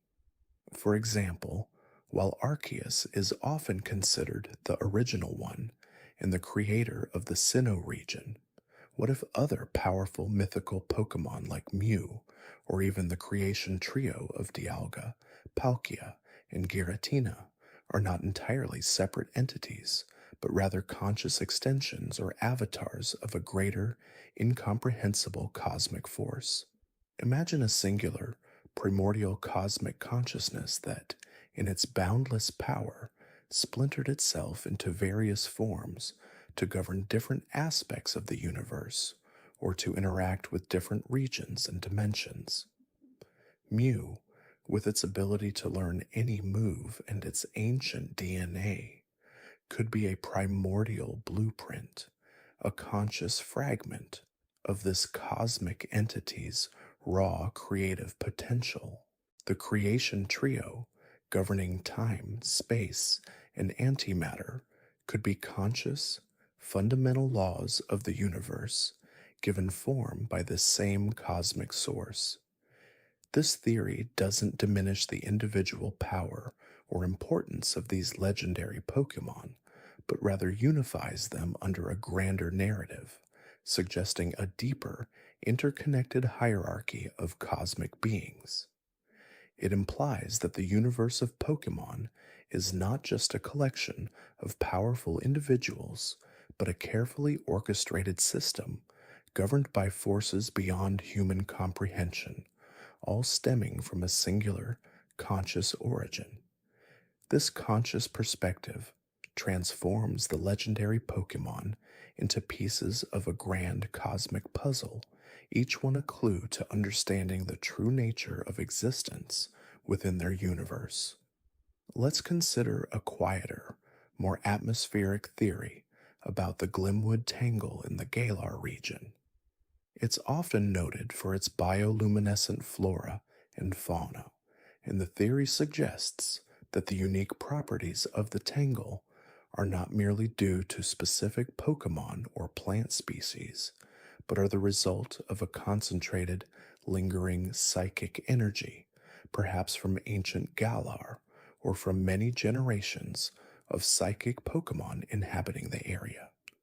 Imagine a place where the very air itself shimmers with residual thoughts and emotions, where the conscious whispers of the past manifest as glowing mushrooms and sparkling moss.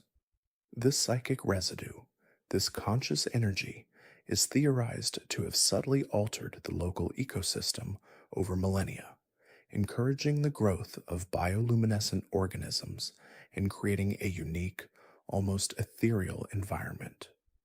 The strange, sometimes disorienting effects experienced by trainers in the tangle, the feeling of being watched, the subtle changes in direction, could be attributed to these lingering psychic impressions, gently guiding or misguiding travelers. It's not a malevolent force, but rather a conscious, living echo of the past, a natural phenomenon shaped by the invisible forces of the mind. This conscious interaction between psychic energy and the environment creates a truly magical and mysterious place, where the boundaries between the tangible and the ethereal become blurred, making the Glimwood Tangle a conscious testament to the enduring power of thought and emotion. Another theory, often discussed among those who have delved into the more unsettling corners of Pokemon lore, suggests that Ditto, with its seemingly innocent ability to transform, might hold a darker, more profound secret about its origins. While it's widely accepted that Ditto can transform into any other Pokemon, the theory posits that Ditto isn't merely mimicking appearances, but is actually a failed or imperfect clone of Mew, or perhaps a byproduct of the same genetic experiments that created Mewtwo. Imagine the scientists attempting to replicate Mew's DNA, but lacking the critical elements or precise techniques, resulting in a creature that retains only the most basic yet potent aspect of Mew's power, its transformative ability. The fact that Ditto shares a striking resemblance to Mew in its base form, pink, small, similar weight, and has the unique ability to learn transform, the same move Mew often knows, lends credence to this conscious idea. This would explain Ditto's simple, almost childlike intelligence. It's a conscious fragment of a grander design, a genetic echo of a more powerful entity, lacking the full sentience and diverse move pool of its progenitor. The widespread distribution of Ditto across various regions could also be explained if they were mass-produced experiments that escaped or were intentionally released. This conscious hypothesis transforms Ditto from a simple shapeshifter into a poignant reminder of scientific overreach, a living testament to the ethical complexities of genetic engineering. A creature born from a laboratory with a conscious, albeit limited, connection to one of the most powerful Pokemon in existence. Let's consider a theory about the purpose behind the various Pokemon contests and performances.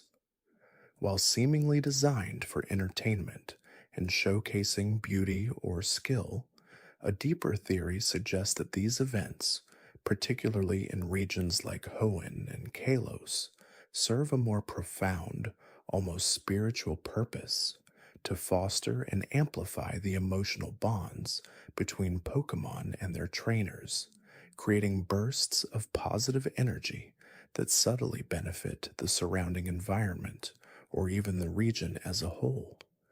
Imagine the concentrated joy, pride, and harmony emanating from a successful performance, a conscious wave of positive emotion consciously radiating outwards.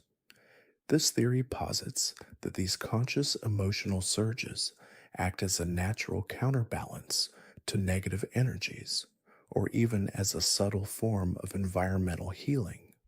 The vibrant costumes, the synchronized movements, the dazzling effects, all are designed to maximize the emotional impact, to create a wellspring of positive feeling. This isn't about winning or losing, but about the conscious act of shared expression and the powerful connection forged through artistic collaboration. The judges aren't just evaluating aesthetics, but also the palpable emotional resonance between the participants. This conscious interpretation elevates contests and performances from mere spectacles to vital communal rituals, integral to the well being and energetic balance of the region, a conscious celebration of the harmonious relationship between humans and Pokemon, consciously contributing to the overall vibrance of their shared world. This conscious understanding shifts the nature of these events, making them not just about trophies, but about something far more enduring, a conscious contribution to the very fabric of existence within the Pokemon world. Now let's drift towards a different kind of mystery, one that frequently puzzles trainers traversing the various regions: the phenomenon of HMs, or hidden machines, and their gradual obsolescence. While game mechanics often dictate such changes, a lore based theory suggests that the decline of HMs is not merely a design choice, but a reflection of evolving trainer capabilities and the changing relationship between humans and Pokemon. In the early days, the theory goes, humans relied heavily on their Pokemon for tasks that are now commonplace, such as crossing water or clearing obstacles. The need for specific HMs like Surf or Cut was a conscious necessity, reflecting a more primal, resource dependent era. Pokemon weren't just battle companions, they were vital tools for survival and exploration. However, as technology advanced and human understanding of Pokemon deepened, trainers began to develop more sophisticated methods. Perhaps the development of advanced tools like high-tech rafts or miniature cutting devices reduced the absolute necessity of relying on a Pokemon's specific move. More importantly, this theory posits that the bond between trainers and Pokemon grew stronger, allowing for less overt, more intuitive forms of cooperation. Instead of needing a Pokemon to learn an HM move, the innate trust and understanding between trainer and Pokemon would allow for spontaneous acts of assistance. A strong swimmer, like a Vaporeon, might naturally offer to carry its trainer across a river without needing to be taught Surf as a specific battle move. A Pokemon with sharp claws might instinctively clear a path if its trainer were in need. This conscious shift signifies a move from explicit command and learned technique to implicit understanding and natural collaboration. The removal of HMs from the main game mechanics, then, isn't just about streamlining gameplay. It's a subtle narrative about the evolving maturity of the human Pokemon relationship, where respect and mutual understanding replace rigid instruction. It suggests a future where trainers and Pokemon operate as an increasingly cohesive unit, their shared goals and instincts guiding their every action, a conscious evolution of their partnership. The old HMs become relics of a bygone era, symbols of a time when the bond was perhaps less developed, less intuitive, a conscious reflection of progress. Consider now the curious case of the always visible health bar in Pokemon battles. While a clear game mechanic, a fascinating theory suggests that trainers possess a subtle, almost psychic connection to their Pokemon, allowing them to intuitively gauge their partner's health and stamina in real time. This isn't just about shouting commands, it's about a deep, empathetic link forged through countless hours of training, battling, and shared experiences. Imagine the conscious sensation of your Pokemon's fatigue, a subtle draining of energy that you, as the trainer, can consciously perceive. This connection would explain how trainers issue commands with such precision, knowing exactly when a Pokemon is nearing its limit or when it's still capable of delivering a powerful blow. It's not just observing their physical movements, it's an emotional and energetic resonance. The health bar, then, is a visual representation of this innate, conscious understanding. It's not a magical overlay visible to everyone, but a personalized display for the trainer, reflecting their unique bond with their Pokemon. This theory also explains why certain trainers, particularly those with deep bonds, seem to anticipate their Pokemon's needs or reactions even before they occur. It's a form of nonverbal communication, a constant feedback loop of data flowing between trainer and Pokemon. The health bar in this context becomes a pedagogical tool, helping new trainers visualize and understand this nascent connection, eventually allowing them to internalize the feeling without needing a visible gauge. This conscious interpretation elevates the health bar from a simple game element to a testament to the profound, almost telepathic link that can develop between a trainer and their Pokemon, a conscious manifestation of their shared journey and mutual trust. Moving on, let's ponder the mystery of the Pokemon world's seemingly endless supply of Pokeballs. Are they mass produced by advanced machinery, or is there a more organic, even sustainable source? One compelling theory suggests that apricorns, the natural fruits used to craft specialized Pokeballs in the Johto region, represent a remnant of an older, more naturalistic approach to Pokemon capture that was once widespread across all regions.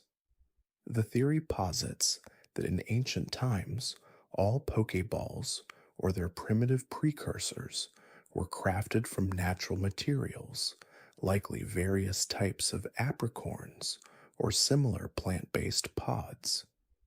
As technology advanced, scientists discovered ways to replicate the unique properties of these natural materials, leading to the development of synthetic Pokeballs. This allowed for mass production, making Pokeballs readily available and affordable, thus facilitating the widespread growth of Pokemon training. However, the Johto region, with its deep respect for tradition and nature, consciously preserved the art of apricorn crafting. Kurt, the famous Pokeball craftsman of Azalea Town, is not just a quirky individual. He's a living link to this ancient knowledge, a conscious guardian of a fading craft. The unique properties of apricorns, allowing for specialized balls, like the fast ball or heavy ball, suggests that these natural materials inherently possess diverse electromagnetic or resonance qualities that modern synthetic materials can only imperfectly mimic. The fact that synthetic Pokeballs are generally uniform in their basic capture mechanics, while apricorn balls offer specialized benefits, supports this idea. This conscious hypothesis transforms the ubiquitous Pokeball from a mere commodity into a symbol of technological advancement versus natural wisdom. It suggests a world where the old ways, though slower and more labor intensive, might still hold secrets and provide superior results in certain aspects, reminding us of the conscious balance between progress and tradition in the Pokemon world. Now let's delve into the curious case of the Galar region's Dynamax and Gigantamax phenomena. While presented as a natural energy surge from the region's power spots, a deeper theory suggests that this unique power is not merely a natural occurrence, but a dormant, ancient defense mechanism of the Galar region itself, designed to protect its inhabitants and its unique ecosystem. Imagine Galar as a conscious entity, its core connected to the very fabric of the planet, and the Dynamax energy as its immune system. The power spots aren't just energy sources, they are nodes in this ancient system, consciously activated in times of need or by powerful stimuli. The theory posits that in ancient times, when powerful threats emerged, the land itself would empower its native Pokemon, allowing them to grow to colossal sizes to fend off invaders or environmental catastrophes. The darkest day, mentioned in Galar's history, could have been one such event where the region consciously unleashed its full power to save itself. The fact that Dynamaxing is contained within specific power spots and only lasts for 3 turns in battle suggests a controlled release of this energy, a conscious rationing of a finite resource. Gigantamaxing, being even rarer and limited to specific Pokemon, could be seen as an even more specialized activation, perhaps an echo of ancient heroes who were uniquely attuned to Galar's core energy. This conscious interpretation elevates Dynamax and Gigantamax from a simple battle mechanic to a profound narrative element, suggesting that the Galar region itself is a living, breathing entity with its own defenses and ancient memories. It transforms the phenomenon into a conscious expression of the land's will, a primal roar echoing through time, protecting its champions and its future. The trainers who master Dynamax aren't just harnessing energy, they are consciously aligning themselves with the very spirit of Galar, becoming conduits for its ancient power, a conscious connection to the land itself. Let us now consider the peculiar abundance of evil teams across the Pokemon world, from Team Rocket to Team Plasma and beyond. While their motivations vary, a unifying theory suggests that these organizations, despite their villainous intent, serve an unintended, almost unconscious purpose in the grand scheme of the Pokemon world, to act as catalysts for growth and development, both for individual trainers and for society as a whole. Imagine them as a necessary counterpoint, a dark shadow that highlights the light of heroism and community. Without the threat of Team Rocket, would Ash Ketchum have developed such a strong sense of justice? Without Team Plasma, would the understanding of Pokemon liberation have been so deeply explored? This conscious theory posits that these evil teams, through their actions, force trainers to push their limits, to form stronger bonds with their Pokemon, and to confront ethical dilemmas that ultimately shape their moral compass. Moreover, their activities often lead to breakthroughs in technology or understanding. Team Rocket's experiments, while nefarious, sometimes uncover new insights into Pokemon physiology or behavior. Team Plasma's philosophical debates, though misguided, force a reevaluation of the human Pokemon relationship. In a strange, so almost ironic way, their conscious pursuit of power or control often backfires, inadvertently strengthening the very systems they seek to undermine. They are the grit in the oyster that creates the pearl, the conscious friction that leads to refinement. This conscious perspective transforms the evil teams from mere antagonists into crucial, albeit unwitting, drivers of progress. They are the shadows that define the light, the challenges that forge heroes, a conscious element of the Pokemon world's continuous evolution. Their repeated appearances, despite their failures, suggest a cyclical nature, new threats emerging to test each generation of trainers, consciously ensuring the world never stagnates. Now let's explore a subtle yet profound theory about the interconnectedness of Pokemon evolution and the concept of held items that trigger evolutions, such as the metal coat for Sizer or the King's Rock for Politoed. The theory suggests that these items are not merely inert objects, but possess a unique resonant frequency or elemental property that consciously activates dormant genetic code within certain Pokemon, guiding their evolutionary path in specific ways. It's not just about giving a Pokemon an item. It's about providing the exact environmental or energetic stimulus required for a specific transformation.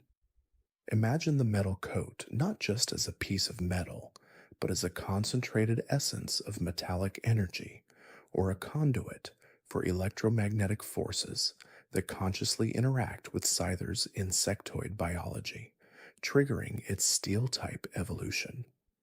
The fact that these items often relate thematically to the evolved form, a fiery item for a fire evolution, a rocky item for a rock evolution, further supports this idea of conscious elemental resonance. These items are like keys that unlock specific genetic pathways, pathways that might otherwise remain dormant or lead to a different evolutionary outcome entirely.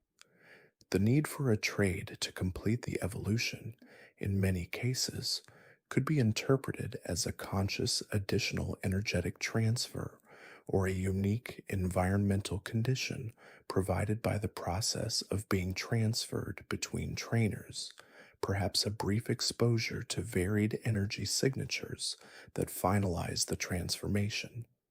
This conscious understanding transforms held items from simple game mechanics into intricate pieces of lore, suggesting a deeper, almost alchemical interaction between item, Pokemon, and environment, a conscious dance of energy and genetics that guides the very process of evolution in the Pokemon world. It's a subtle reminder that the world is alive with hidden energies and conscious connections waiting to be discovered and harnessed. Let's gently consider the phenomenon of Pokémon Centers, those ubiquitous havens of healing and restoration found across every region. While their function is clearly to heal Pokémon, a fascinating theory suggests that they are not just medical facilities, but also crucial hubs for the conscious collection and redistribution of ambient energy within the Pokémon world. Think of them as conscious, energetic acupuncture points for the land itself. The theory posits that the healing process, particularly the instantaneous restoration of health and PP, involves more than just advanced medical technology. Instead, it taps into a natural, subtle energy network that permeates the world, a conscious life force that Pokémon Centers are uniquely designed to channel. The Nurse Joys and Chansey Chusblissy assistants aren't just nurses, they are highly attuned individuals who can consciously facilitate this energy transfer. The circular design often seen in Pokemon Centers, the glowing central healing pad, and the consistent healing speed regardless of injury, all point towards a system that draws upon a larger external energy source rather than just pharmaceutical treatments. Perhaps injured Pokemon consciously absorb this ambient energy, or the machines act as amplifiers, directing it to where it's most needed. This conscious energy collection could also explain why Pokemon centers are so widespread and seemingly self sufficient. They are not only healing, but also constantly recharging from the environment. This theory transforms Pokemon centers from simple hospitals into vital energetic nodes, consciously maintaining the health and balance of both individual Pokemon and the wider ecosystem. They are quiet, unassuming miracles, constantly working to restore harmony, a conscious testament to the world's inherent resilience and the power of collective healing. Now let's turn our attention to the enigmatic Unown, those letter-shaped Pokemon found primarily in the ruins of Alph. A compelling theory suggests that Unown are not merely ancient, glyph-like Pokemon, but are in fact fragments or echoes of a primordial language, a conscious, fundamental form of communication that predates all spoken and written languages. Imagine a time before words, when concepts and emotions were communicated through pure thought and energy, and Unknown are the last vestiges of this ancient, conscious form of expression. Their ability to influence reality, as seen in the movies Spell of the Unknown, where they manifest Molly's desires, strongly supports this idea. They don't just speak words, they embody meaning, and in sufficient numbers can consciously impress that meaning onto the fabric of reality itself. The fact that they appear as letters from various human alphabets could be interpreted in two ways. Either they are consciously adapting to human perception, mirroring the languages they encounter, or human alphabets are, in fact, distant, highly evolved descendants of this ancient, unknown language. The ruins of Alph, then, are not just ruins, but a conscious archive, a repository of this primordial communication, where the unknown reside as living linguistic artifacts. Their isolation and their lack of typical battle capabilities further reinforce their role as something more fundamental than ordinary Pokemon. They are conscious symbols, living words, and their collective presence can create powerful, reality-altering narratives. This conscious hypothesis transforms Unknown from peculiar collectibles into a profound philosophical concept, suggesting a deep, almost mystical origin to language itself, and positioning these silent, floating letters as living remnants of the very first conscious thoughts and expressions in the Pokemon world.